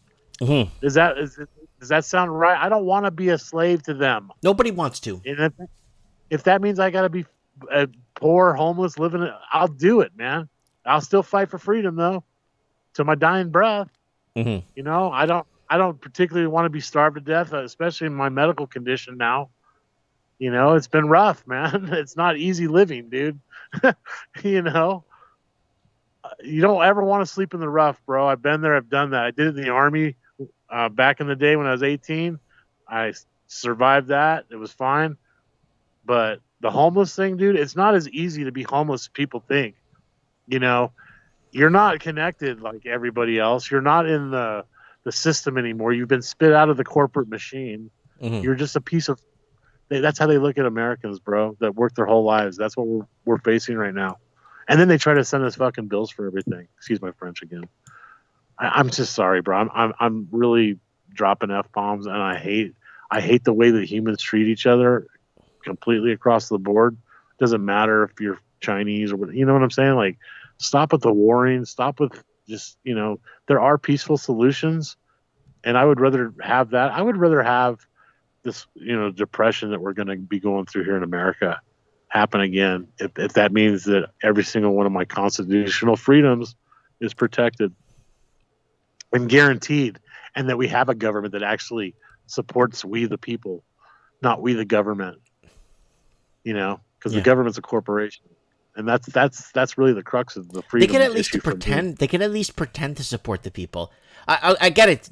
I know what you want, but at least they could at least pretend that they are. They're not even doing that. They have been though, Mike. It's called the Republicans and the Democrats. They pretend. And the mainstream media, false prophet. Yeah. Yeah. Oh, yeah. The mainstream media is pure. Oh. It's the false prophet. I'm telling you, the false prophet that they've been saying there's going to be the false prophet is the mainstream media. I know so much propaganda and brainwashing and garbage comes out of Hollywood, dude. That it's the biggest piece. I was born there. I mean, I was born in Burbank, right next door to Hollywood, and I worked in that industry, and I hated it. I hated the people, the way they treated other people. Mm-hmm. I couldn't take it anymore. I did it for about 15 years, man. It's just sad. It's sad how people just don't give a shit about anybody else, especially when you're down and out, man. And you're they're going acting like, okay, I'm going to take all this with me when I die. You take nothing with you when you die but your memories. Yeah. But if your memories suck and you don't make a good life, you're taking that to the next life, and that's you. That's something you got to live with. You're right, and a lot of I believe that there's going to be a lot of souls, man, that are tormented in the next life on the way they acted in this life.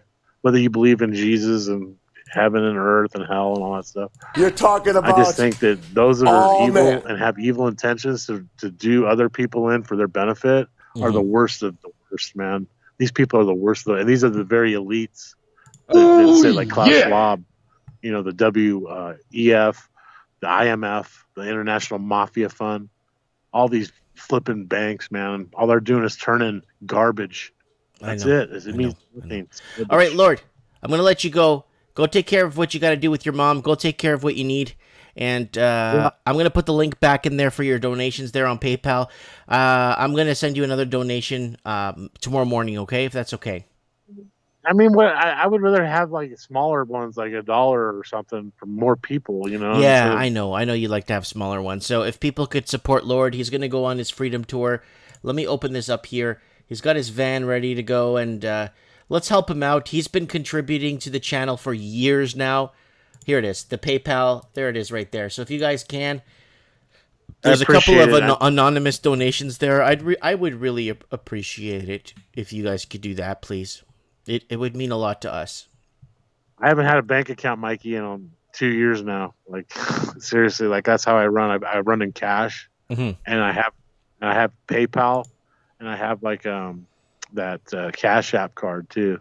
Okay, and that's how my mom's able to help me too. So, but I'm helping her too at the same time. It's like we kind of help each other out. Right. But I appreciate everybody's support, and I love everybody on the show. Even Ben Person with his communist Chinese cracks. Oh, he loves the communists. He should have seen. He responded to the one comment on that one video, calling me, "Oh, he's not doing the street drugs anymore," and all this stuff. Crazy. Anyways, all right, man. God bless you, everybody. I love you guys, all of you, and you're in my prayers. And stand for freedom. God bless. Bye. Bye. All right, Lord Humongous might be going into van life. I hope he's okay. Let's talk to Eduardo here. He is messaging me here. The person whom you're trying to be unavailable. Please leave a message after the beep. Available. I should have left a message after the tone. And see if he picks up. Let's see. He probably hung up on me. Tito Santana. Mike. Yo, what's up, buddy? Oh, not much. What you doing? Nada. I see your friend's out of jail now. Yeah, Kevin got out about a week and a half ago. Spent about 6.5 weeks in jail. Okay, so just tell people that are new to the channel, he went to jail for 6.5 weeks for doing what exactly? Causing a disturbance. $500 fine. Causing a disturbance. Yeah, he tried to buy shoes. Yeah. He went to Aldo Shoes, wanted to buy a pair of shoes, and they wouldn't let him because he wasn't wearing a mask or something. But he's mask exempt and he has a card. He had the letter from the doctor with him. He got the letter from the doctor, yeah. Spoke to the security guard. It was all cool. A couple weeks later, they pick him up, throw him in jail. Wow. Well, I wouldn't say picked him up, more like kidnapped him. Kidnapped? Well, if a couple guys dressed like cops show up, they don't have a warrant, but they say there's a warrant waiting for you at the police station. They didn't read them as Miranda rights, although as soon as possible. I don't think that matters in Canada. I think the Canadian police just took that from Miami Vice and just wrote down what they were saying and then just said, we should start saying this in Canada. Sounds cool. I don't think that matters in Canada, to be honest. What's this Canada you speak of? China. Shinada. Chinada. Thank you, Mike. Mm-hmm. Yeah, we're in trouble here. So tell us, what's going on? You're going, okay, Eduardo, hear me out, please. You have Australia that's in the Australia, New Zealand in the southern hemisphere, where they're in their flu season. They're in flu season there naturally, like they have for the last 3,000, 5,000 years of recorded history. They're going through their flu season, but they're not recording any flu cases anymore, and that's what's concerning to me. Okay, now we're going to be in flu season in about 9 weeks here. So, what do they have planned? Are we going to see another lockdown come the next 7 to 9 weeks here in the northern hemisphere when the variant, Chuck Norris ball juice variant, travels here, or what? I think here in the northern hemisphere we got good weather till about mid-October, and I don't think flu actually fires up until beginning of November. Okay. Okay, I'm thinking of allergies and all that crap in September and stuff and all that other stuff. But it's okay. It's okay. So November. Okay, so 14 weeks out of. Do you see them August, September, October, maybe November shutting us down again? I think it's going to happen. I'm just guesstimating. I am not a. What's the word I'm looking for? A professional? Neither are they. No, I'm not a psychic. I'm just doing an estimated guess on, what's going to happen. We know that people have been weakened severely by taking the jab. Their immunity's been taken over. There will be new variants coming out. The flu will resurface. It'll be different because it's always different. All the flu shots we've gotten in the last 100 years, they've always been the wrong one almost, it seems. Have they not? Yeah. Oh, we can't. We're humans. We make mistakes. We're not perfect. And you're going to trust something that was made in some laboratory, probably the same laboratory where the virus came out of, because now we're allowed to say it's man-made. And they had the antidote or whatever they feel is a way to save us in the next beaker next to it. Mike, today I had a rather interesting morning. Go ahead. Tell us. I tried yoga for the first time, and my hips have not felt better in years. Yoga? My back feels better. I feel great. Really? Oh, man, you got to try yoga. You're still young. You're flexible. Don't worry about it. But the way they make you twist yourself around, and it's like plasticine. No, I couldn't do a lot of it, but I tried. Mm-hmm. It made a big difference, man. Wow, yoga. Stretching out. I'm getting old. We're all getting old. Okay, so we're seeing the countries in protest. Now, we got the images I was showing earlier on the show about the massive protest in London. And Boris Johnson, the Prime Minister, is thinking whether or not he should open on July 29th or 28th, if they should reopen England, because the Delta variant is going rampant. But you look at the images on the street today and yesterday, there's 500,000 people on the street. What the hell are they? What are these people on, like smoking plastic wrapped in paper? Mike, let the chips fall where they may. I'm gonna give you a scenario, but first I want you to understand one thing, and all our listeners and callers and people that are viewing this and will be viewing. 98% of the people that took the jab took it because they thought it was the right thing to do. They didn't know what was in it. They trusted their government. They want this pandemic to be over. They want to get rid of the new normal. They want things to go back to normal. They went out of their way to go get the jab. They've been indoctrinated through the media. These people, most of the people that are taking the jab, honestly believe what they're doing is right. A few of them have been pressured to take it, but knowing what they know, they honestly thought they were doing the right thing. People, generally speaking, are excellent people.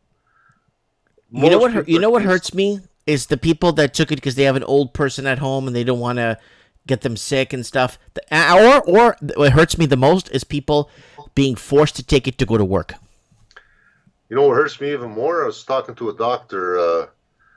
My mom's not doing so well, and we started talking about the jab and started asking him questions. I was going to actually try to get a prescription for ivermectin off him. Came to do a house visit on my mom, and the conversation was almost a half hour. And he was trying to tell me how this vaccine, how it's excellent, how it's been tested. They sped up all the testing. It's a very good vaccine. It's safe.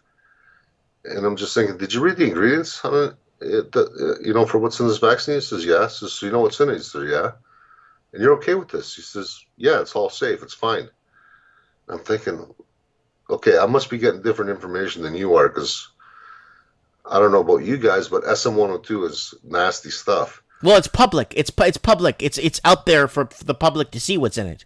But I don't think the doctors are even reading the ingredients on it. They're just thinking this vaccine is just like any other, maybe a little bit better. Yay, technology! So even this doctor doesn't know what the hell he's pumping into people. And I think a lot of doctors just don't know what the hell they're doing. And we put too much trust in them. We put too much trust in the government.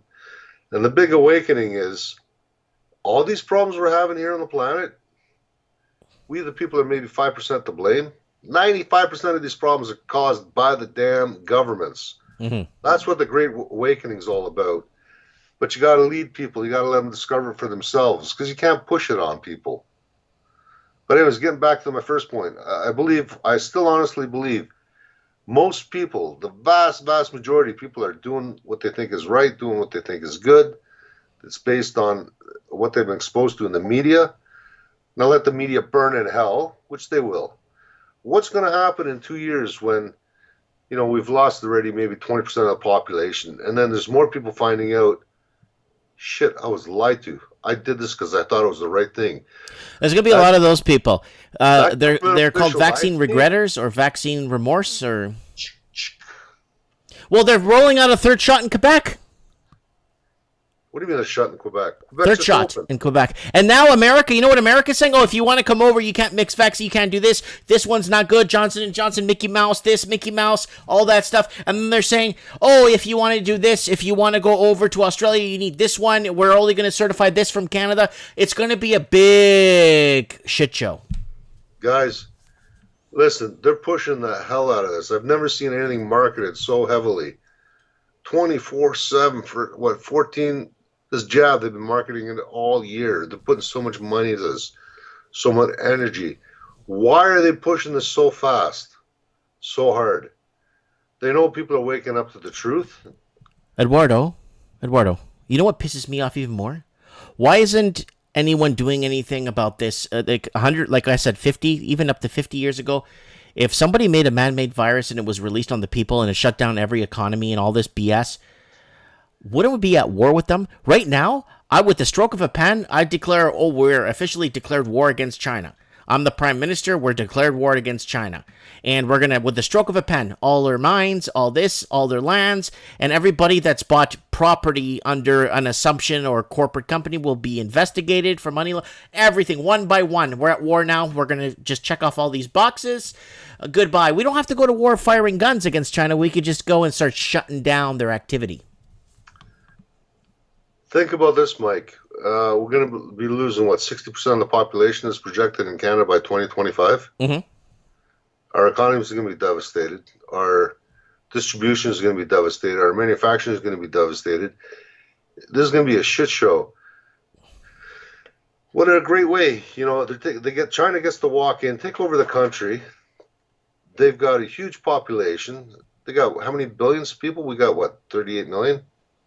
I don't think we have 38 million people, Edward. I really don't think so. I don't think we do. I think it's higher than that. It's less.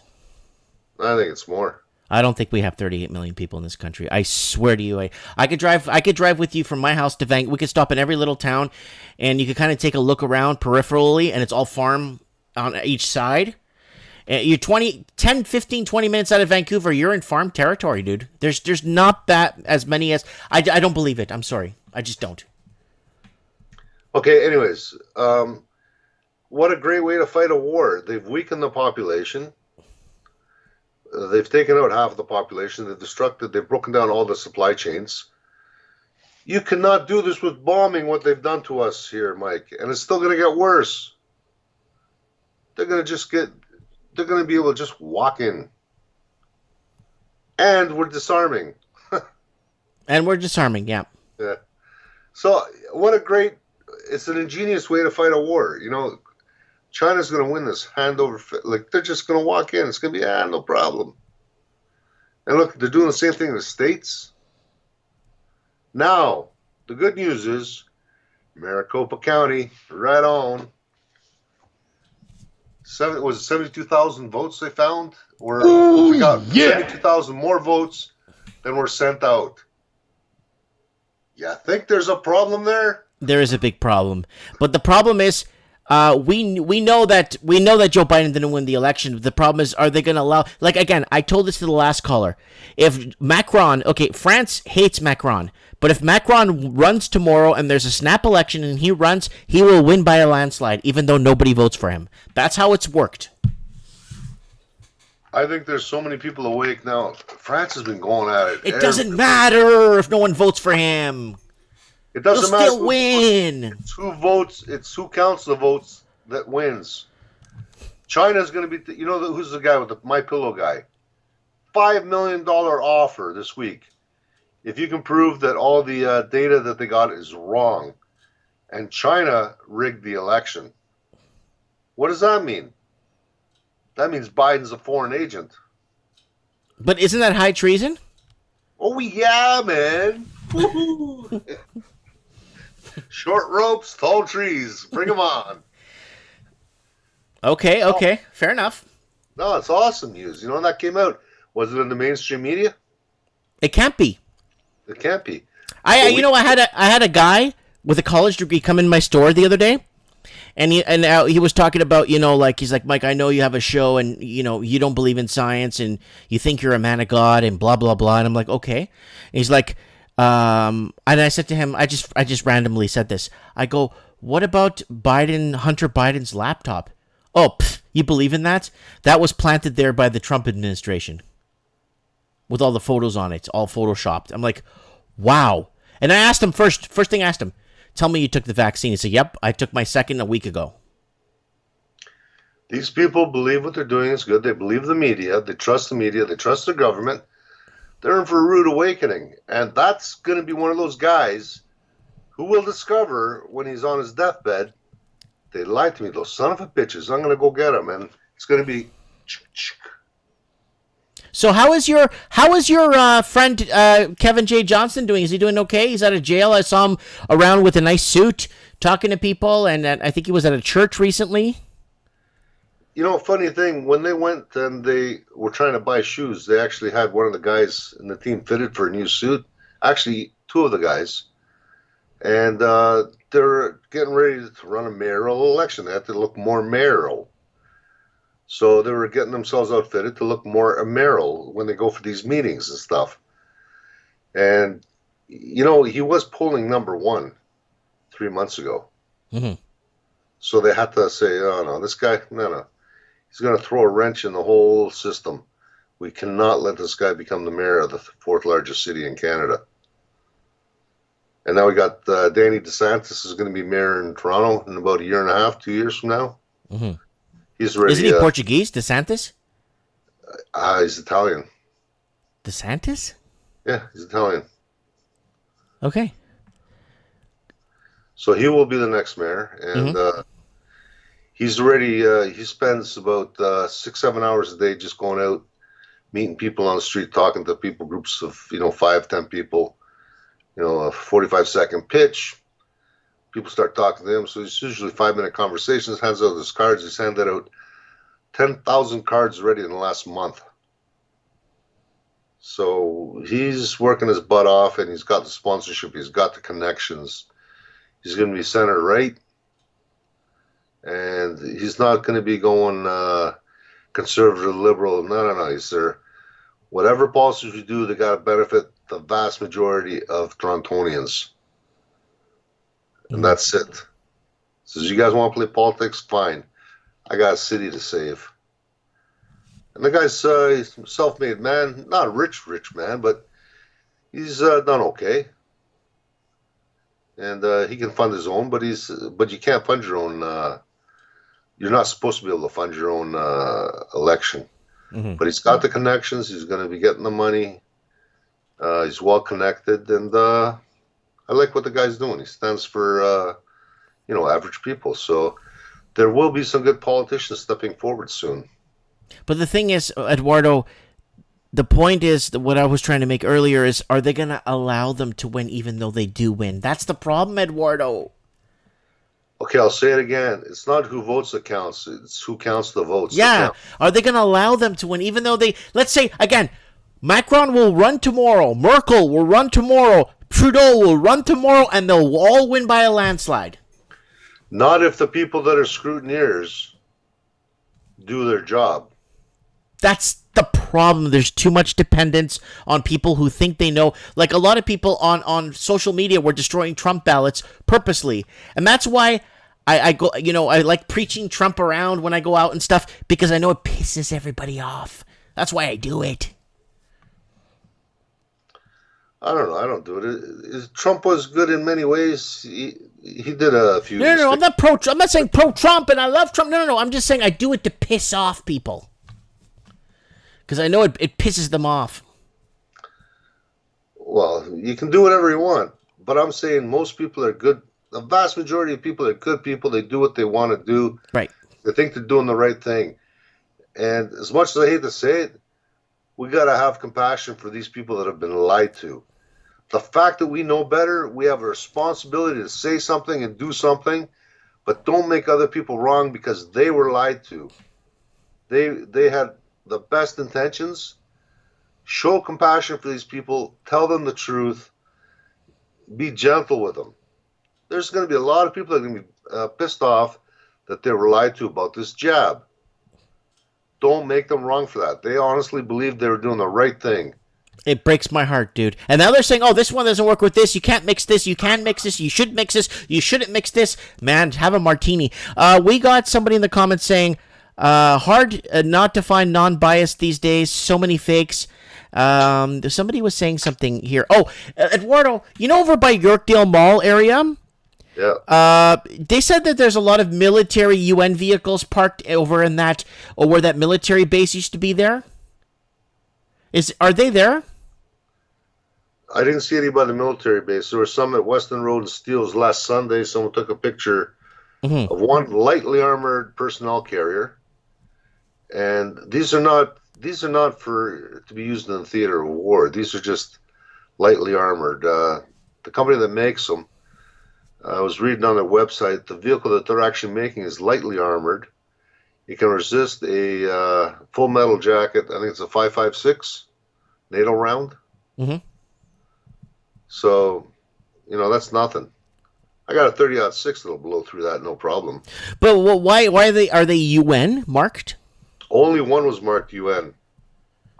Well, Canada buys used crap from everywhere. They just bought a bunch of stuff from a garage sale in Uganda somewhere and ship it over and paint it, right?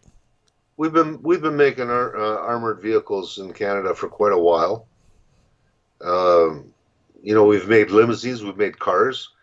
There's someone manufacturing these things and they're selling them to the UN. No problem, man. Go ahead and do it. Now, if I see a 50 cal mounted on top of this thing, now it's time to worry. No, I haven't seen that. But we sell these things. We ship them all over the world.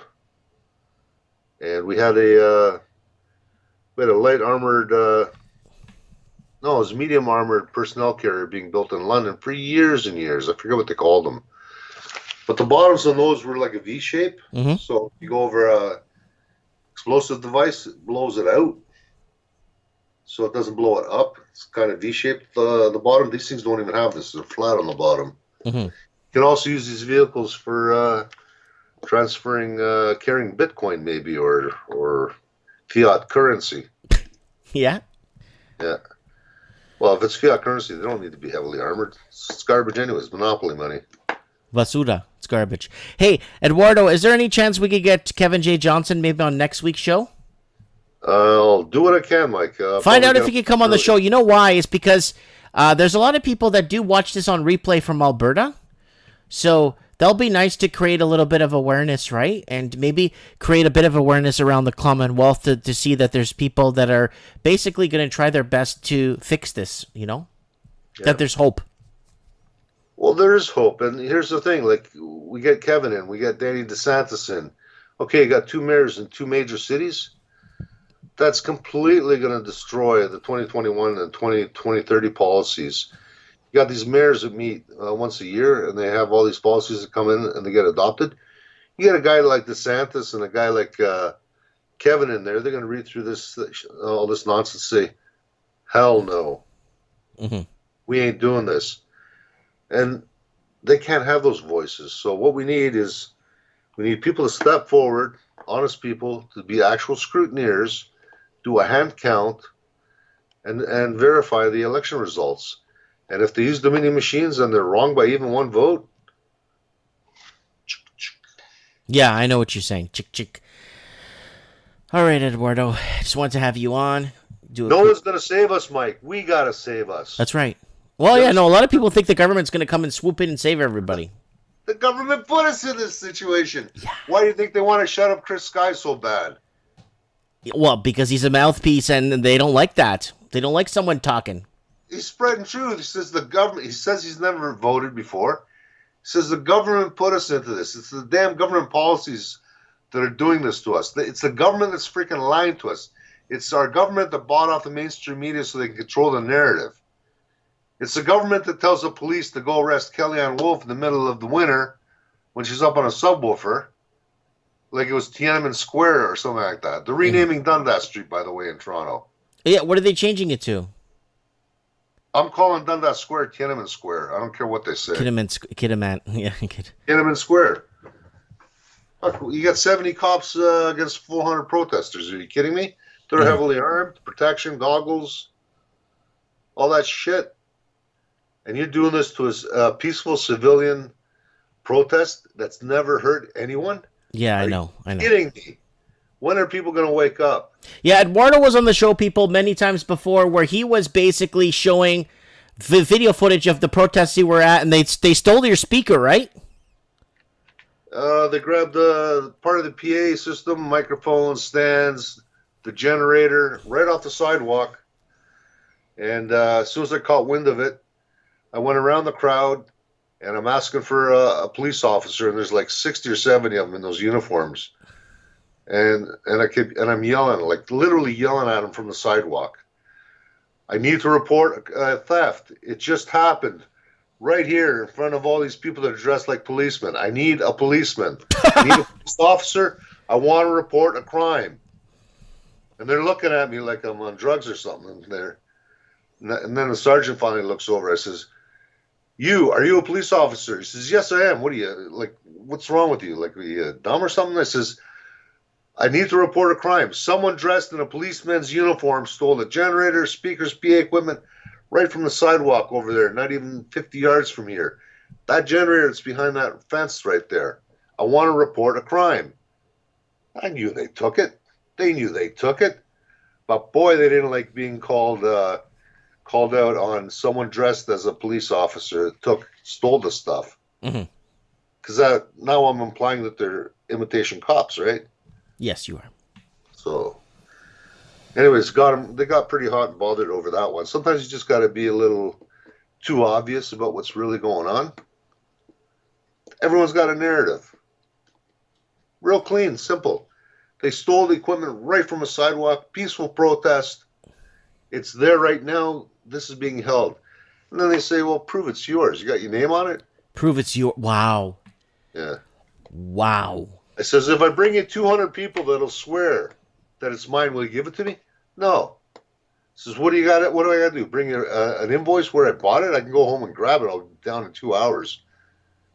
But you won't accept testimony from 200 witnesses that it's mine. You know? Wow. And I can show you video that came out of my truck. So they weren't happy about that. And you know what? We got to push it. And sometimes when the cops, you give them a different narrative, well, we're doing our job, but shit, we did steal that equipment off that sidewalk, didn't we?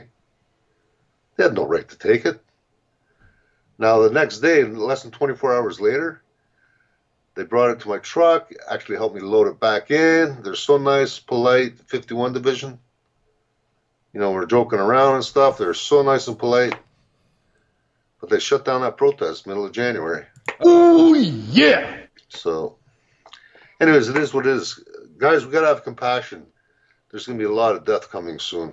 I hate to say it. I hope I'm wrong. But everything I've seen, man, it's coming.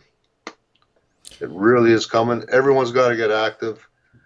Stop being mad about it. What's done is done. Mm-hmm. How do we move forward in a positive way? And how do we stop this from ever happening again? Start thinking constitutional conventions. It's time we, the people, rise in Canada. We write our own constitution for us, we, the people. By the people, for the people, kind of like what they did in the United States back in 1781 to 1786. The problem is we have crown land that it's owned by the Queen of England. So what happens is if we remove or whatever we have in place, it goes back to the Queen. Everything goes back to the Queen, and then she divides it, I think, how she wants to. That's how the crown land works, right? Everything, if we dissolve Canada or New Zealand or Australia, it dissolves. It becomes, it goes back to crown, right? Yeah. Now, how about if that's a scam? Well, everything's a scam. You know that. I know that. We know that. I'm just telling you how, like, it's put in place, right? Queen Elizabeth I and II. What's the family name? I don't know, dude. I just know that crown land, once we dissolve government, the crown basically takes over. What's the Queen's name? Elizabeth? No, it's Gotha Saxburg, I believe. Something like that.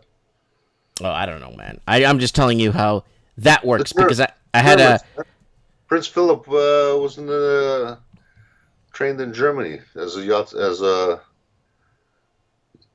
Prince Philip trained as a Nazi, I believe.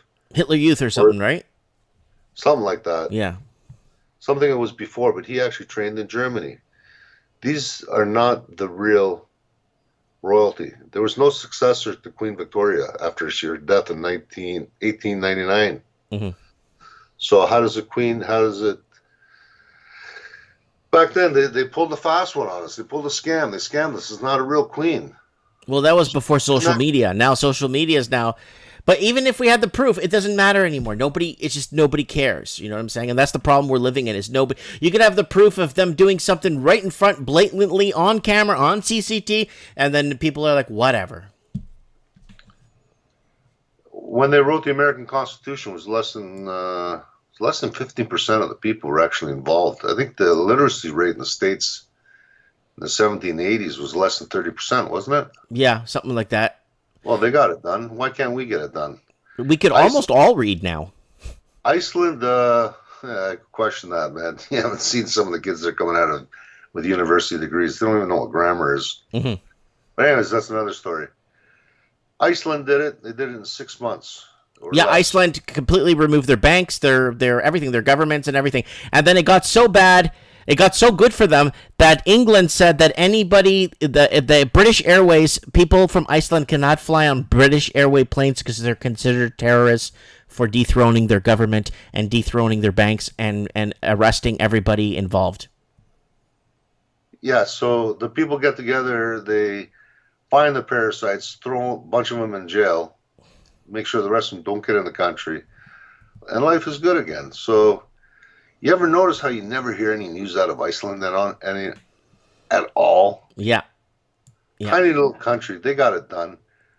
Come on, people. We can do this. Mm-hmm. So, Trump might not be the best man, might not be the best president we didn't have, but from what I can see, I think he did a pretty good job. Could he be part of the cabal? Well, it's possible. But he did a lot of good. He got the economy going. We'll see what it turns out. But people got to get involved. Yeah. People are getting thrown out school boards down in the States. Here, the conservatives here, they're too busy trying to make money and pay their taxes.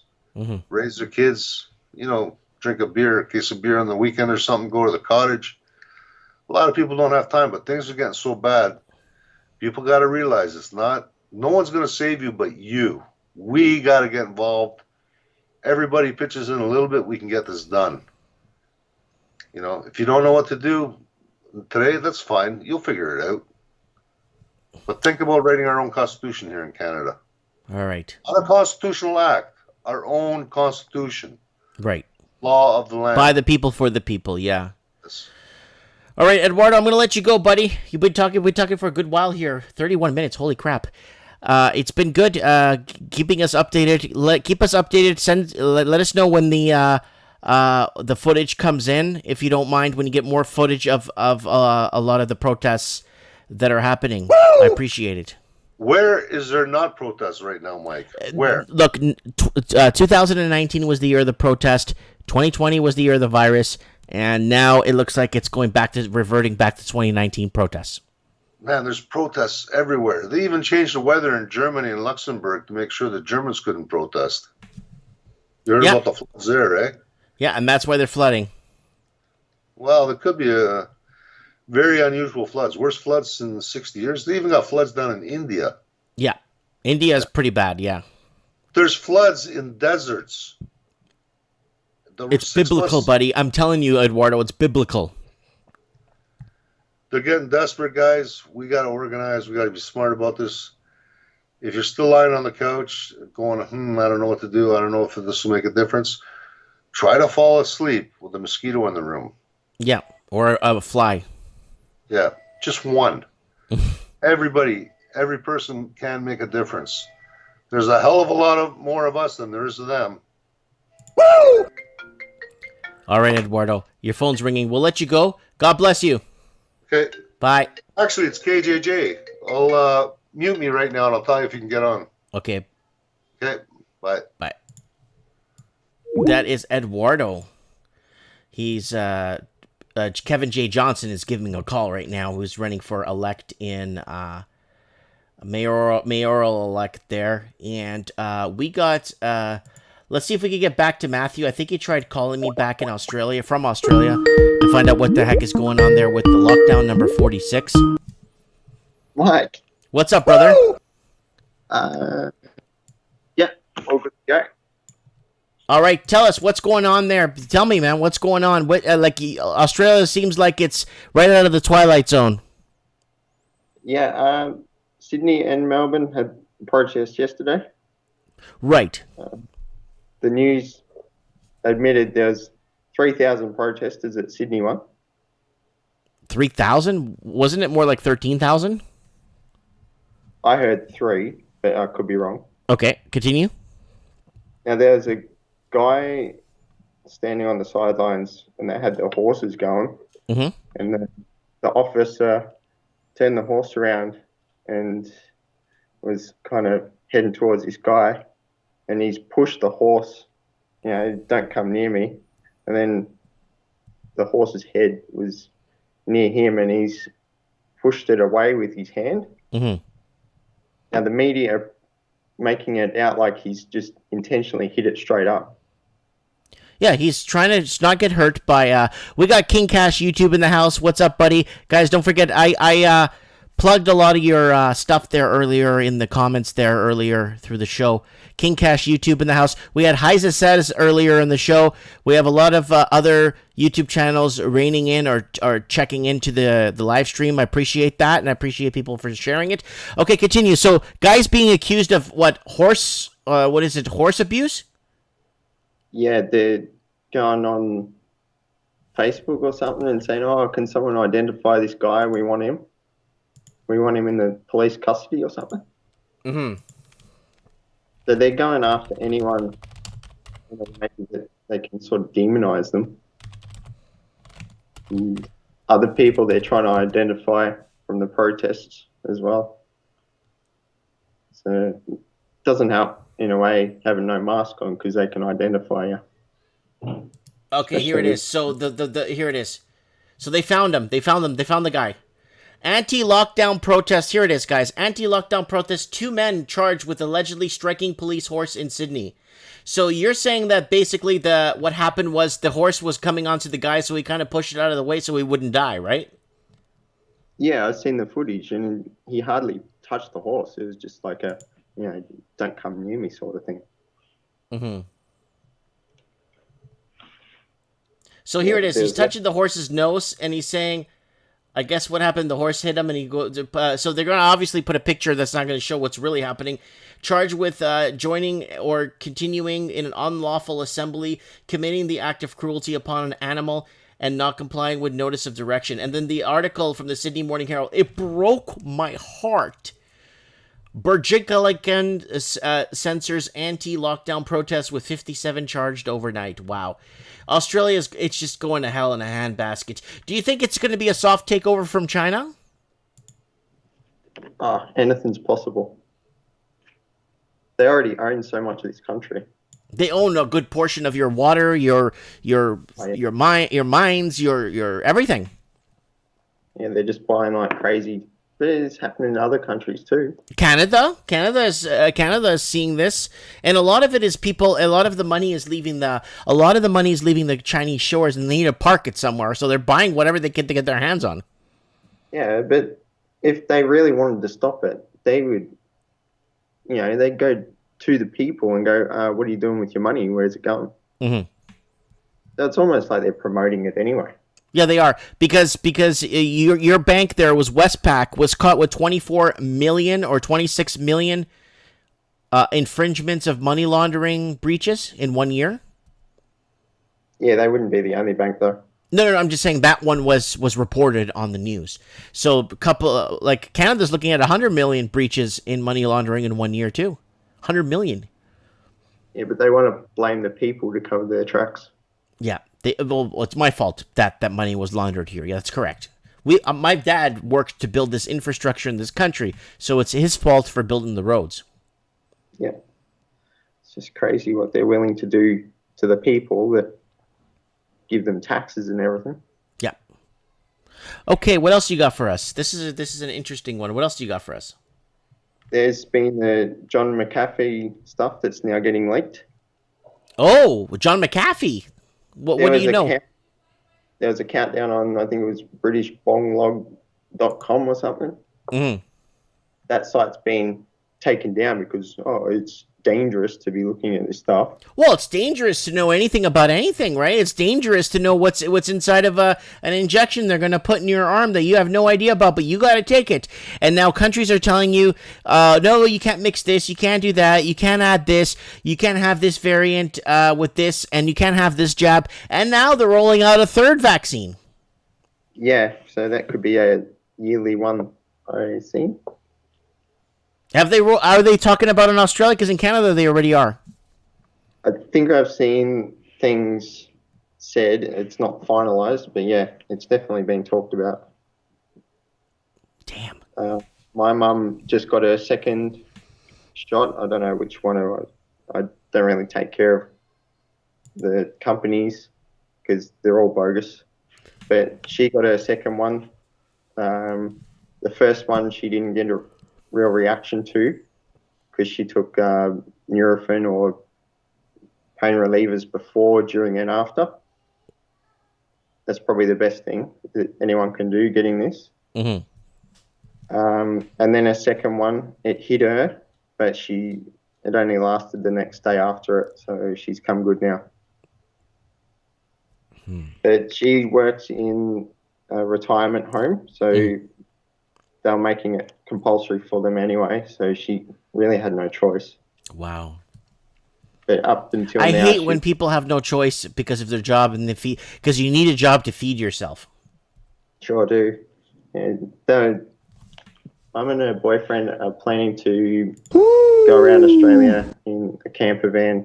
They're pretty much good to go. They just need to finalise a few things, and yeah, so it's probably going to be mandatory to go over the border anyway, just to the next state. You're crossing you're not crossing an international border. Now they're making it seem like you are crossing an international border. Yeah. Were you saying that in different countries now they're considering having different countries or something?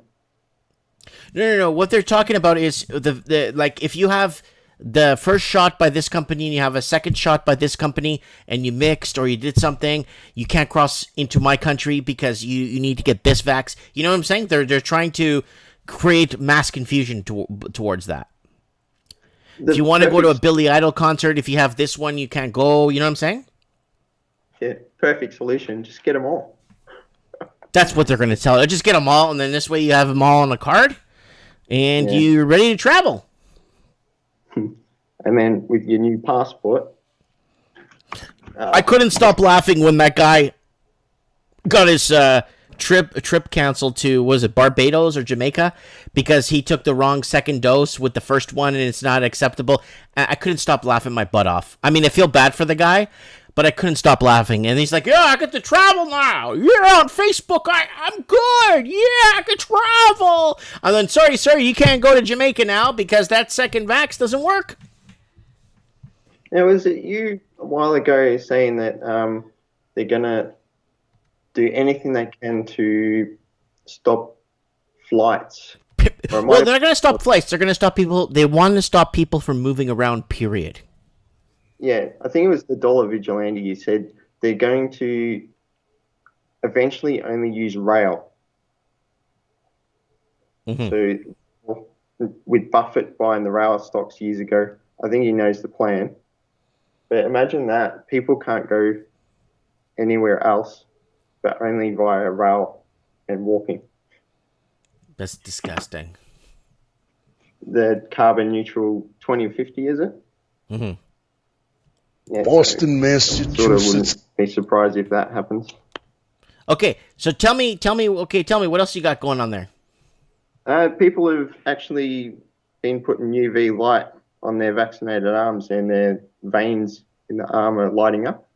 Oh, so they could check to see if you've been vaccinated, like really, like by checking that. Yeah, and then also the magnetism in the arm as well. Oh, yeah. And I think it's the luciferase in the jab that's showing up as the illuminating stuff. Mm-hmm. Interesting. So imagine putting your hand under the scanner and all they need to see is that it illuminates. Oh, you're good to come in now. Wow. Hey, yeah, you got the right illumination there on the arm. It looks like you've been abiding and you're good to go. Yeah. Wow. I think I already told you that Queensland itself, Anastasia, whatever her name is, she's got a contract for those. It's like the Band-Aid thing with the prongs in it. Mm-hmm. Yeah, she's got her own contract in that state to sort of, let's say, play around with it, but it's eventually going to be for everyone. Interesting. And what's with the QR code things on the phones? Every store, man.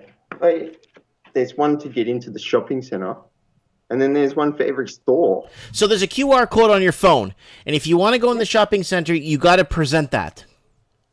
And then, let's say you go to the toilet. I think in Sydney, you got to go to scan in before you go to the toilet, the public toilet.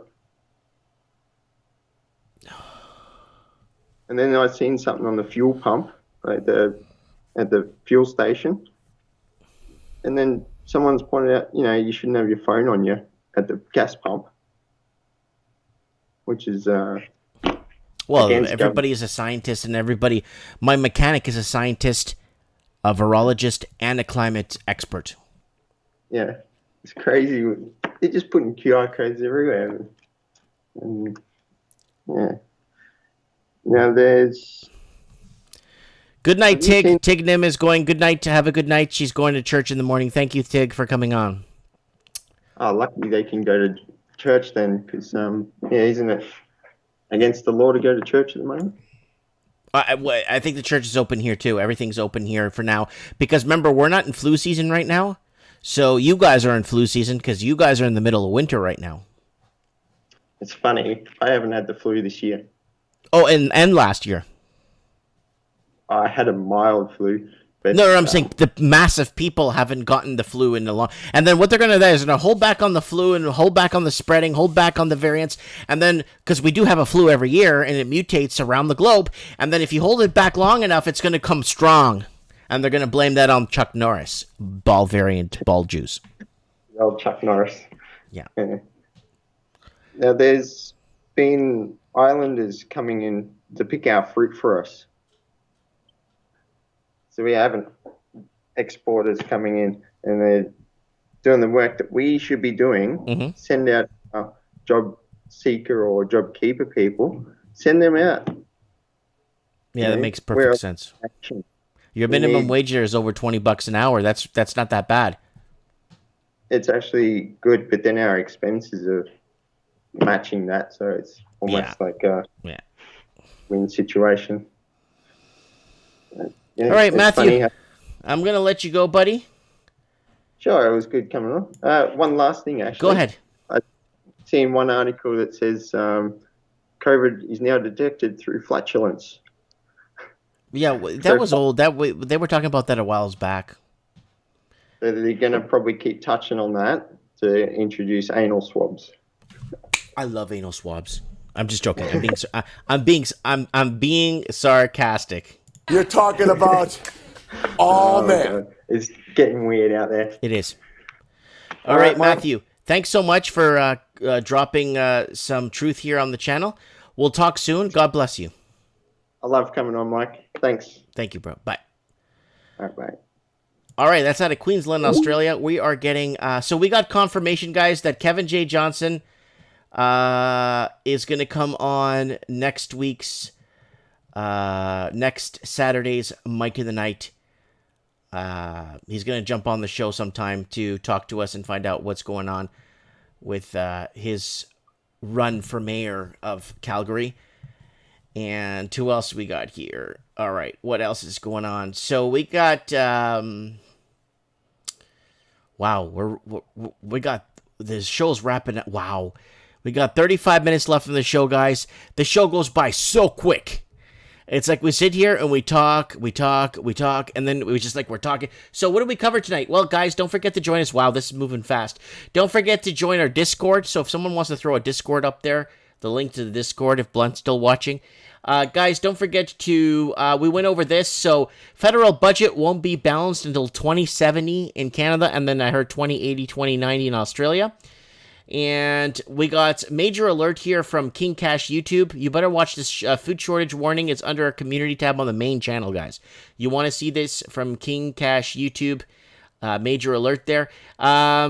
So this is what the CNN's reporting. Biden needs to require unvaccinated workers, students test every day and pay for it. Yeah. And don't forget to check the other little channel I have where Lenny Pooh's building a home. She's tearing down a home and building one in Winnipeg, Manitoba. Massive wildfire ravaging Oregon is now the size of Los Angeles, and it is creating its own weather. Yes, you'll get your own vortexes and polarizations and all kinds of weird stuff happen. So I asked a poll. I had a poll on the channel. Let me see. You see that? So if I get the flu this fall/winter, is it now considered Delta variant or COVID? Australia is in flu season as it's winter there, but they no longer have flu cases. So 7% of you guys said it's now Delta, 1% says it's COVID, and 3% has no idea, and 88% is say, Mike, it's all BS. And don't forget to check out this video on this channel. Australia MP says unvaccinated people need to be controlled and restricted. So we're seeing this happening, and Madagascar president survives an assassination attempt. It's good news. And what else do we got here? And then I asked you guys in a poll, I think we have lived through the best times. What do you guys think?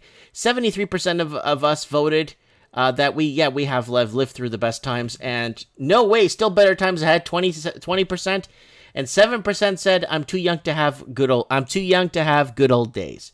So there it is right there. So there's the water protest in Iran. It's major. This protest, Iran has no water, okay? And this one, I almost got a heart attack reading this. New South Wales health official tells Australians to refrain from talking to people to blunt the spread of COVID-19. I mean, you can't make this crap up. You can't make this up. So what did we cover tonight? Well, here it is, guys. There's the Freedom Rally there in London. And the problem with this is they're supposed to be opening England in 2 or 3 days or 4 days from the COVID variant. I'm not sure, or the Delta has been. So is England open? Because it looks like everybody's outside. I don't know what to see here. And UK government plans to launch surveillance of Brits' shopping and exercising habits through an app in fight against obesity. Wow. And what else we have? Thousands protests amid global anger against COVID restrictions. Australia, France, Italy, and the UK in protests again. So you won't see this anywhere in the news anywhere. You won't see these protests happening on Maine. There's Greece. Greece was protesting too. A lot of countries protesting there. And they're just not making it public. And you got here, what are these floods? Yeah, rescue teams reach submerged homes in India following floods. And then you got, what was this here? Philippines, rains, villages, thousands evacuate. And then death toll now 51, catastrophic flooding in China. And outrage after Uganda, members of parliament received $30 million to buy new cars. That's great. We're a really poor country. They could feed, I don't know how many people for a year with $30 million. But unfortunately, it went to buy them new cars because they're wearing their masks and they're abiding by the rules and they're doing the right thing. New floods hit Belgium amid stormy weather. So what if they're controlling the weather? We'll get to that in a second. So they could stop people from protesting. Because we're going back to 2019. And we're here. Right? We've been counting this down. We're going back to 2019. Back to the year of the protest. And there's a lot of things that are going to be moving around in the next couple of days. So keep your eyes open. Because I've been counting this down now for over 12 plus weeks. Because it's going to be happening. China, here it is. Look at this. China is massively expanding its weather modification program, saying it will be able to cover half the country in artificial rain or snow by 2025. Well, you're not going to go out and protest in the snow, right? Food crops become animal feed as North America drought worsens. Iran rejects UN rights chief accusations over water protests. Iran's in a lot of trouble, folks, with water. We're going to enter water wars. I talked about water wars like 7-8 years ago, but it's coming. Water wars are coming. Vietnam locks down capital Hanoi as COVID-19 infections soar. So we're going to try and get someone on for Vietnam next week to find out what's going on there. I have a friend that's on the ground there. I thought the capital of Vietnam was Saigon, but I guess I'm wrong. Or Ho Chi Minh. I've been to Vietnam. I guess I didn't pay attention. But what else? We were there.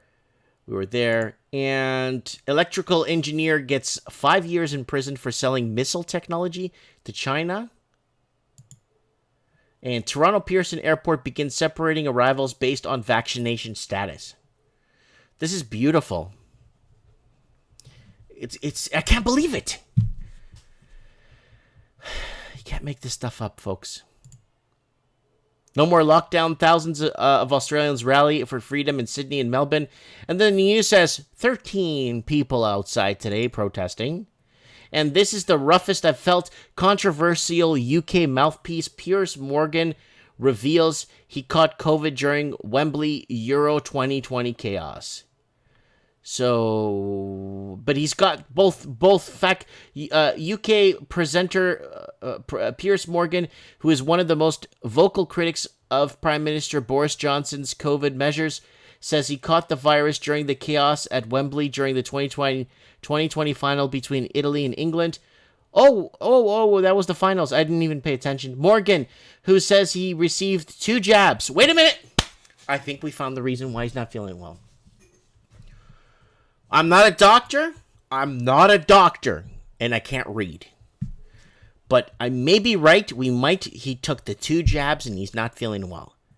Could that be the problem? No, it's not the problem. Hey, he got it at Wembley.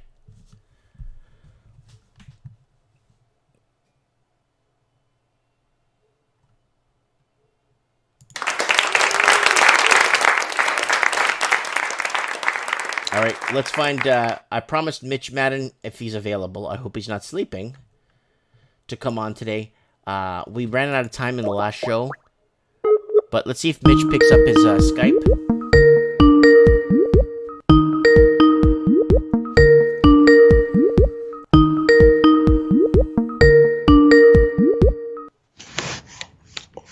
Mike. Mitch, what's going on, brother? Not much. Can you hear me all right? Of course I could hear you. All right, so what is going on? I mean, I'm on the story right now. UK protester Piers Morgan is sick he's got COVID from the Euro 20. Now, this is an interesting article because I kind of want you to kind of weigh in on this. There's a reason why. Because he received the 2 jabs of AstraZeneca. Attended this month's European Championship. So how did he get COVID with 2 vaccines? I'm not making... Are we allowed to say now that the vaccine does not work against COVID, or are we still restricted from saying that? Mike, I really think that there's not a single person on earth that has all the answers and that knows all the truth. And I don't trust any of it. I just keep living my life. I'm not getting any shots. I just do my daily routine, and I'm happy as a clam. I don't have any problems. I'm not sick. I feel great. As long as you don't fall into the trap of letting things get you upset, or, once you start getting negative thoughts, you start feeding those negative thoughts.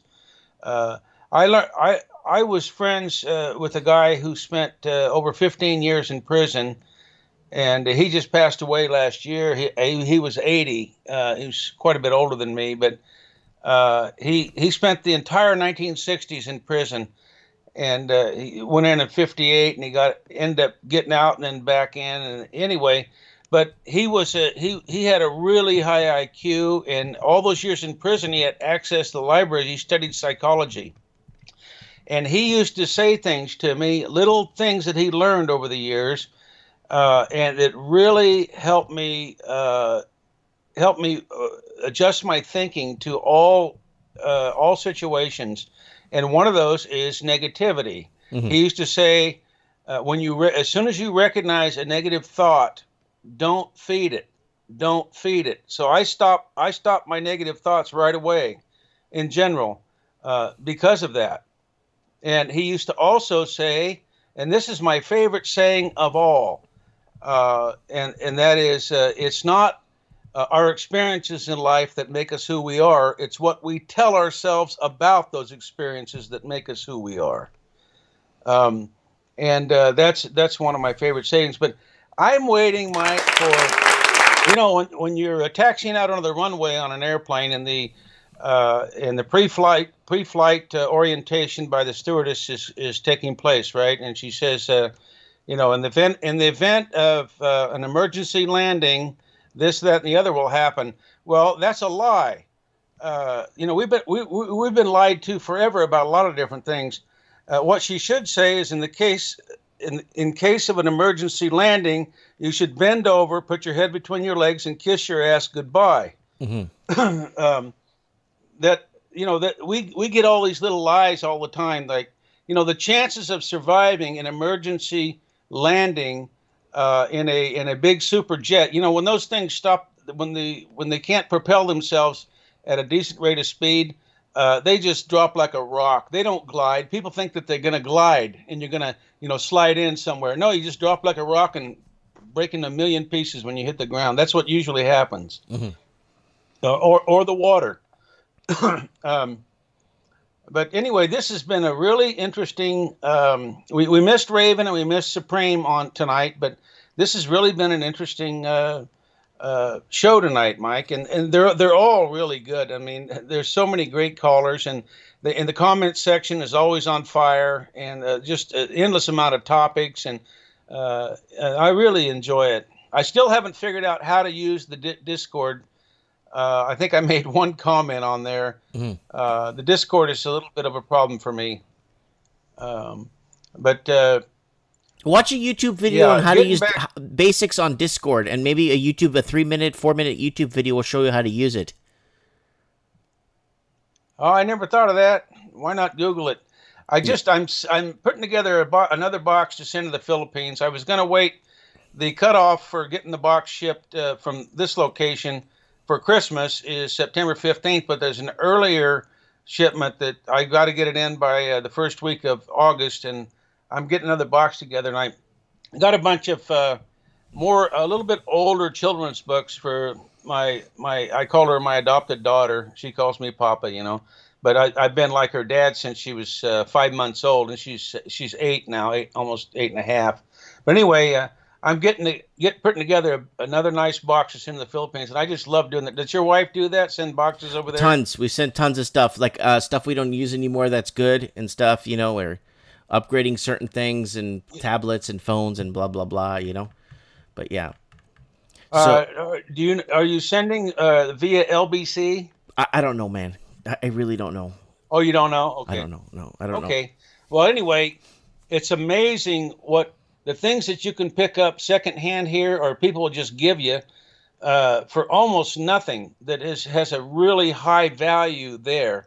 Mm-hmm. So it's well worth it. And plus, you know, you buy some things to put in there too, but it's well worth to pay the shipping and go to all the trouble because the value they get on the other end is tremendous. Mm-hmm. And it makes a big difference in their lives. You know what I do, Mike? When I've been doing this for years. When they receive the LBC box, you know, you can track it and follow it all the way. Mm-hmm. They open up the Skype. We've done Facebook chat, but it's usually on Skype. And I get to watch the family open up the box and go through it. And that's nice. You know, there's about 12 people there. All the kids are sitting down. You know, it's like a Christmas. You know, Christmas in summer.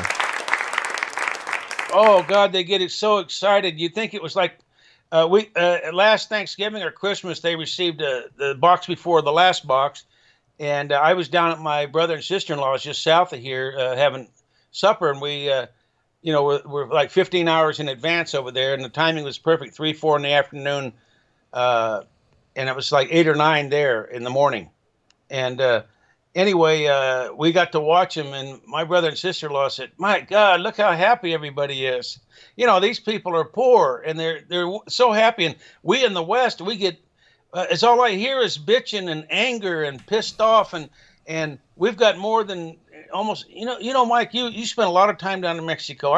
I've probably made 15 trips down to Mexico. I spent 2 years in the Philippines, made 10 trips over there. I was over in Ireland in the 80s. When they had been perpetually in a state of poverty forever. Mm-hmm. And they had a boom in the 90s and then they collapsed and now they have another boom. I've been around a lot of poverty in my life.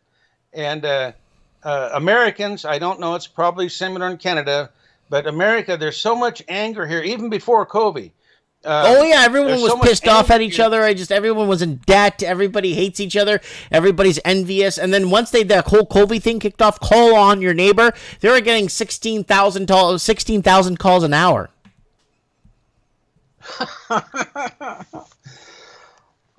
Well, I don't know, Mike. Like I said the last time we chatted, that there's not going to be an end to this world. Even if we had a nuclear war or something. No. That's not going to end. No. That's going to go. Now that's going to come down. I honestly think the false prophet or the prophet, the false prophet that they've been prophesizing, whether it's through religion, through stories and stuff, or prophetics that people have been prophesizing over, is the mainstream media. It's the biggest BS lie that's happened across the world, and it's engulfed and it's rotted the minds of our youth.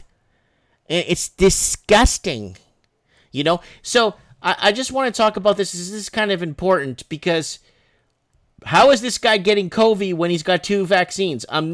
So are they going to start banning AstraZeneca if you have it, or like what's going on? Like, it just doesn't make any sense, Mitch, and that's why I'm bringing this up. I'm not trying to be negative about this, but I'm just trying to figure out, what are they trying to tell us with this? What are they trying to feed us?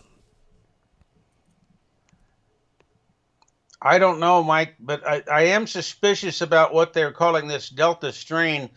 I'm thinking that they came up with this shit.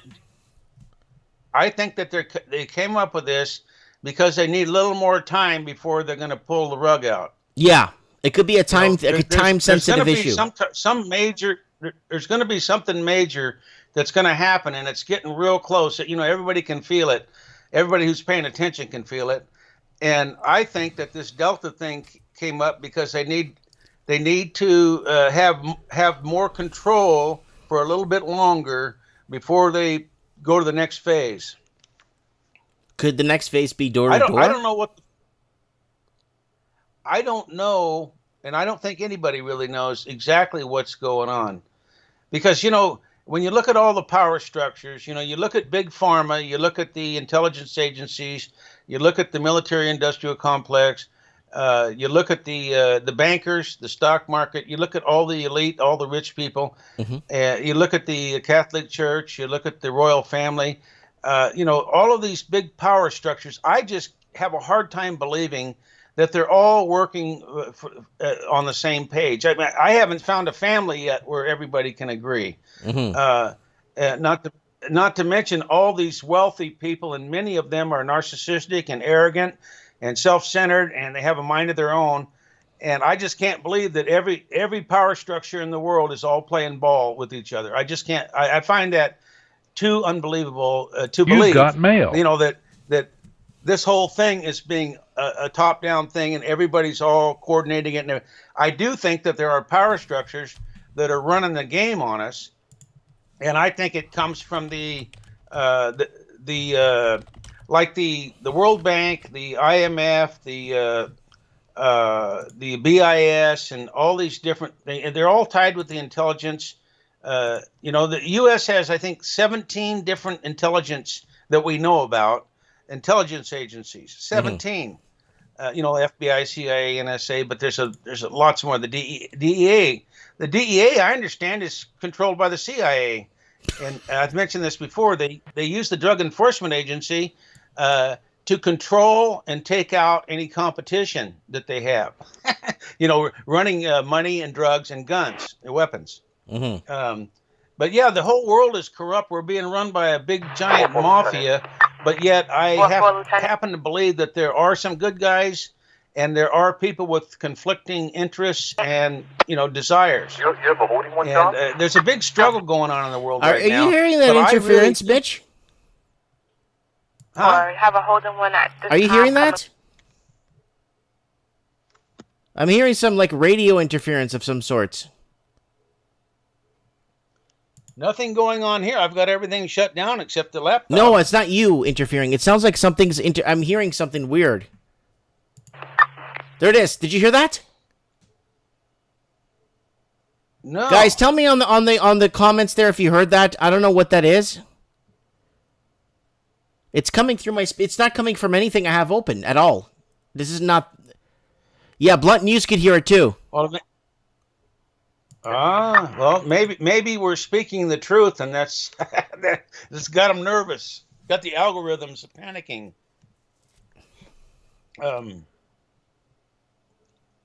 Interesting. Oh, Mike, do you have any plans or possible plans to move your family to Portugal or to the Philippines or something like? I mean, are you thinking about that, or is that just too big of a project? You and your family are kind of settled in. You're pretty comfortable. It'd be a huge move. You know what I mean? And with not without risk. No, I'm not moving. Are you? Well, I'm not going anywhere right now. I just got my house fixed, renovated, and if they do another, or if they do some lockdown, or I need some jab to fly, what I'm gonna do is I'm gonna go ahead and I'm gonna go ahead and put a pool in my backyard. Do you hear that, dude? Guys, this is not anything in my background here at all. There's nothing in my background open. This is I'm picking up this weird transmission on here. It's coming through my speakers, but it's not coming through anything I have here opened. Yeah, I'm getting some weird interference, Mitch. And I don't think it's via Skype. Well, it could be Skype or something. Here. Huh? Yeah, I don't know. So you're not going to be able to go and visit your wife's family for maybe another year or so, huh? Yeah, well, I'm going to have to wait it out. There's nothing I could do. There's nothing I could do, and What for, Lieutenant? there's nothing I could do. I'm going to have to wait it out, and I'm going to have to just do my best. And Mike, speaking of the Philippines, my people in the Philippines voted for Duterte, and Philippines is really kind of a tribal. They're all different tribes, but they're tribal. Like Duterte is from Mindanao, and he's the first president, as far as my recollection, that ever came from Mindanao. So everybody on Mindanao and the Mindanao region voted for Duterte. Mm-hmm. And when President Garcia ran in the 50s from Bohol, he was a Boholano. So all the Boholanos and most of the Visayas voted for him because that's kind of the way that they are. But anyway, I liked Duterte. He was strict, and I thought the Philippines needed some direction and some good, strong leadership. And there was some harsh measures taken, but I thought I was all on board with Duterte. But ever since this virus lockdown business and Duterte's his support for it and his threats, he's come down with this lockdown so hard, and that was exactly the opposite of what I anticipated a man of his character, at least the character that I perceived, would actually do. I thought that he would back the people and say, I'm not locking anything down. My people need to work and need freedom of movement. That's the way I anticipated that he was going to react. Instead, he went along with the program in spades. Yeah. And, got really strict. And I'm I'm not a supporter. I'm no longer a supporter of Duterte. No longer. 3214 I should be careful what I say because I could become persona non grata in the Philippines. Yeah, just be careful what you're saying. You know what I'm saying? Yeah, they have it's easy to become persona non grata if you hurt their sensibilities. You know what I mean? They're super sensitive. Let's put it that way. Mm-hmm. Mm-hmm. But anyway, I'm no longer a avid supporter of Duterte, and I was before. And I think that most Filipinos, at least the ones that I know and I talk to every day, have had it up to their eyeballs with these lockdowns. They have to wear a mask and a shield, if you can believe that. And for a while, they even had a rule that if you were on a motorcycle and you had a passenger on the back, which how far are you from 4th Street? 4th Street? Yeah. In Coos Bay? Where you are right now. Well, 4th Street in Coos Bay is downtown. It's okay, because this is coming from your side. Yeah, this is coming from your side because people are saying they're saying 4th Street on the I can hear this interference coming through. So they just mentioned 4th Street.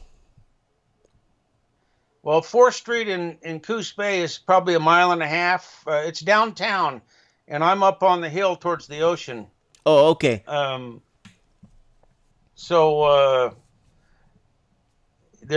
could be a 4th Street in the Empire District or a 4th Street in North Bend. Those are close to me too. Okay. But I'm familiar with 4th Street downtown, and I'm quite a ways away from there. You mean there could be like a junction box or something, or a relay station that's picking up this noise? Yeah, it's weird. It's weird. It sounds like someone's on your. Yeah, it sounds like somebody is on your line or something. Pond 5. Charlie. Yeah, I don't know what this is. Yeah, well, I've got everything shut off. I don't have a phone on. I don't have anything like that. It's weird. That is weird. Well, anyway, how is your shop doing, Mike? Super busy. Super busy. This weekend was so busy. And yeah. Well, you're talking about physically brick and mortar type busy or online busy? No, brick and mortar. Brick and mortar busy. Oh, that's cool, man. You need the support and the foot traffic, and you must be doing something right. Of course, you do know your business, that's for sure, and I'm sure people appreciate it. But you need that help because the government is going after whether it's the city, county, state, or federal government or whatever they call those entities in Canada. They're all going after the small business. That's the easy pickings. Mm-hmm. For more revenue. Well, yeah. And also government is growing. Every time they increase your fees for utilities, for this, for that. Like for example, here we've already got a notice that we're getting a water increase fee, a sewer increase fee, and then a water metering increase fee, and then a space rent fee. This is an enclosed park, and the space rent fee. So we're getting all these. Well, anyway, what that does is it increases the revenues, just like all this real estate skyrocketing. People don't realize that when real estate doubles, and there's a steady turnover of new assessments, the revenues that go into the counties here in the U.S., at least the states that I'm familiar with, most of the revenues go into the counties from the property tax. That increases their revenue, and what that does automatically, all these entities start to figure out ways to spend the money, including increases in benefits, retirement, wages for all the employees that work for the government, but also they do new hires and they expand facilities, and et cetera, and they rely on the tax money. So that's even going to put a bigger crash on governments if there's ever a crash, which I think is coming. Governments are going to be crushed too because their revenues are going to dry up. When real estate goes up, the property tax goes up, but when real estate goes down, you can go to court and you can argue your case and you can get tax reductions, which means less revenue. And that's what everybody did after the last big crash. People started saying, "Hey, I've got a tax assessment of $500,000 and my house is only worth $250,000." So they would go and protest, and they would win every time. And then their property tax started coming way down, which means less revenue. And the government. Well, they just got to find more things to tax, right? Yeah, but they'll be coming after you. I'm working with a guy that has several businesses here in town, and he's under so much pressure, Mike. He's getting hit with water, sewer, electric increases, property tax increases, insurance increases. I mean, everywhere you turn. And the big conglomerate that owns Procter & Gamble, I can't remember the name of it, they just announced that they're doing across the board. It's only 1.5%, right? But that's just at the wholesale level. They're doing a 1.5% increase in prices on everything that they've got, but that doesn't include the increases in shipping costs, in gasoline, in tax, insurance, and labor. And all these things that go up the food chain and drive up, and just the increase in fuel costs alone adds increases in fees at every level of from sourcing the raw materials through production all the way up to shipping to the retail level. It just skyrockets. A 1% increase in oil could end up being 5 or 6% or even 10% increase at the retail level. Of the products that use all this energy. Everything uses energy. How much is a liter, Mike, Canadian up there right now? I don't know, regular gas. $1.44 or $1.50 now? Canadian? Yeah. So it's like $1.10 American. That's. Yeah, I think gas here in Oregon is about 369, 379. It's been steadily increasing. Now, when I moved to Oregon 33 years ago, gas was higher here than California. But a couple months ago, when I went down there to get my mom, gas was almost $1 more in California than here. And they pump your gas in Oregon. They don't in California unless you go to a real high-end place. And so... Sorry, Mitch, I'm just getting really bad interference. I keep hearing like stuff on my end here. And do you have a baby monitor open or something, or something with do you have an antenna? No, I've got is all I've got. The only thing I've got on in the house right now is the router. I don't have anything else on. Okay. Well, we're getting some weird. Yeah, I haven't even heard the noise, Mike. I'm hearing it perfectly. And everybody in the chat can hear it. Yeah, they can hear it. They're all talking here. Someone says, I think it's a prank. I'll be done. Mitch, I triangulate. What kind of a sound? What kind of... Sounds like radio interference of some sort, like military or police radio interference for some... It could be a neighbor. Of course, to the north of me there's nothing but a couple of acres of big spruce trees, and then there's a cemetery down below me, so it's real quiet in that direction. Yeah.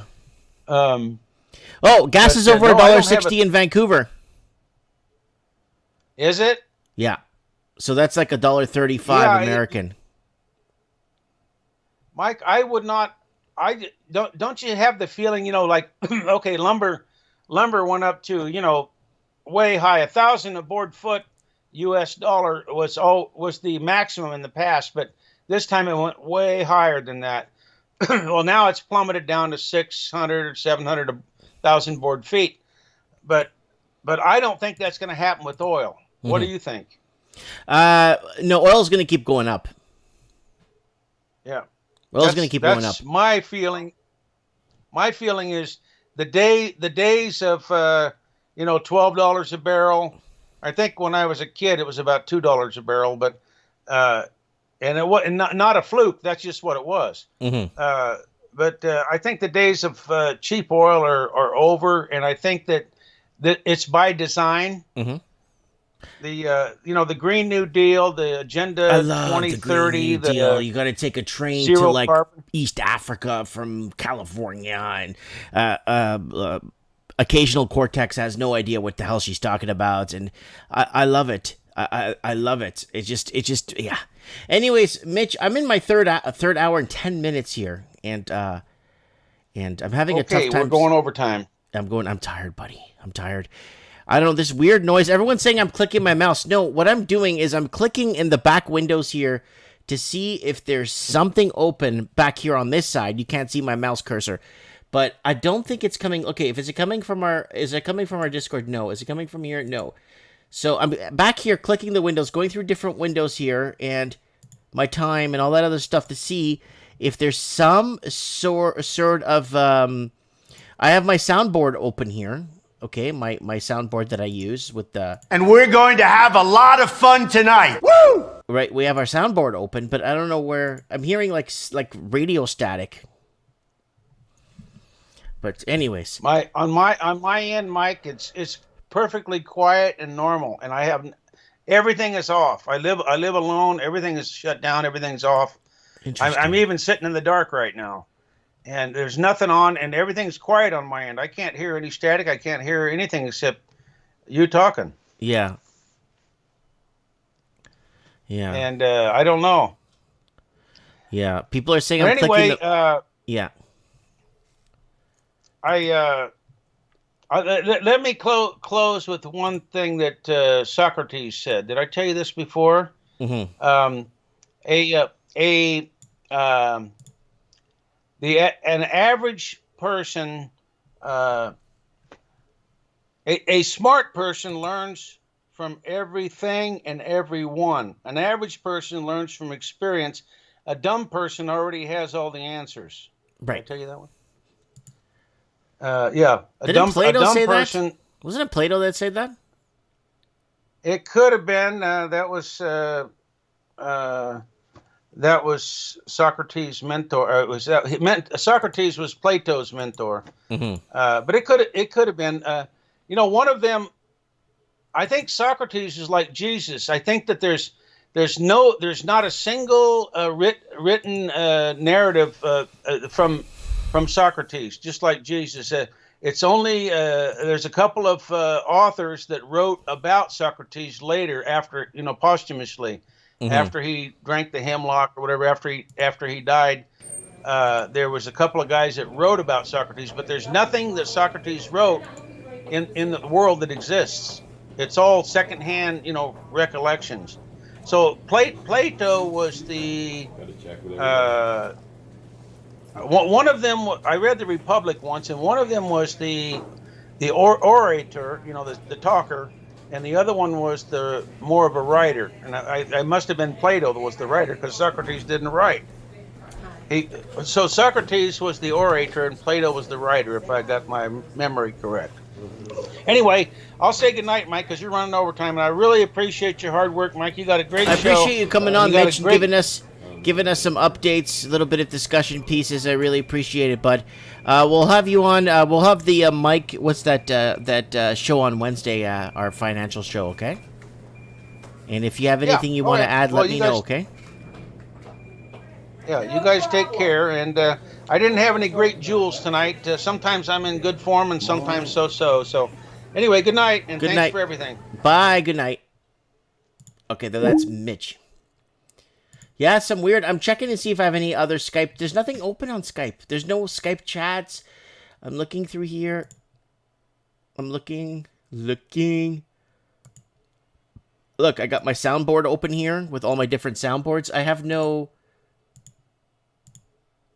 I don't know what is. Ricky Spanish. Dude, that's me, right? That's me. You know that's me, right? Anyways. All right, guys. Since there's people watching, I'm going to do one last channel plug if you guys don't want. Guys, join our Discord, please. If you're like bored and stuff, or you go back on lockdown, join our Discord and let's get it going. I'm usually on the Mike in the Night text channel. We have a Bitcoin room. Let me go back here. Okay, yeah, we have a Mike in the Night here, and that this is the one I'm on all the time. And there's people posting on this every other hour, right? So go ahead and join here, our ranks. And it goes from Godfather to Underboss to Consigliere to Copra Gamies and then Soldiers. And, okay, let's go to our last channel plug. If you're still watching, I appreciate you guys still hanging on here. You can if you're just tuning in, go back to the beginning of the show if you want to see a good show. We had a good show tonight. Really good show. Guys, don't forget to subscribe to my main. This is the main channel where I upload. I'm not live streaming on here anymore because I'm just getting in trouble on this channel, man, all the time. Also, guys, don't forget to buy a board game. I want to thank people that have been buying board games from my store. I have so many good games. It just goes on and on. And Carson City's good. This Western board game is good. Carson City. Rocketman just came out. What else we got here? Castle Panic is really good. The exit strategy games where you have to exit a situation and you work together. The game is only played through once, but it's a lot of fun. These exit games are a lot of fun. $14.99. Vendetta. Ooh, Connection. Vienna Connection. Dented box though. Sorry about that, folks. What else do we got here? We got it just keeps going on and on. Just code names. Let's go to page 5 and see if there's anything like cool. Ooh, we got Goonies Monopoly. It just doesn't. Oh, Joking Hazard. Outer Rim. Forbidden Island is a good one. Cooperatively working to get off the island together. Really good. Okay, guys, don't forget to follow me on this TikTok-y thingy. Oh, here's the link to my store. If you guys want to buy something from me, go ahead and support the transmission. Buy a board game. Here's my TikTok-y thing. So if you guys want to... Why does it keep doing that? It keeps like refreshing weird. Who needs porn when you got TikTok? So add me on TikTok if you guys want. Instagram, message me on here. It's nice to get messages on here because it's just more clean. It's just easier to get messages. What else have I got going on here? Mike in the Night live stream. Wednesday stream if you want to come on, guys. I want to get some first-time callers.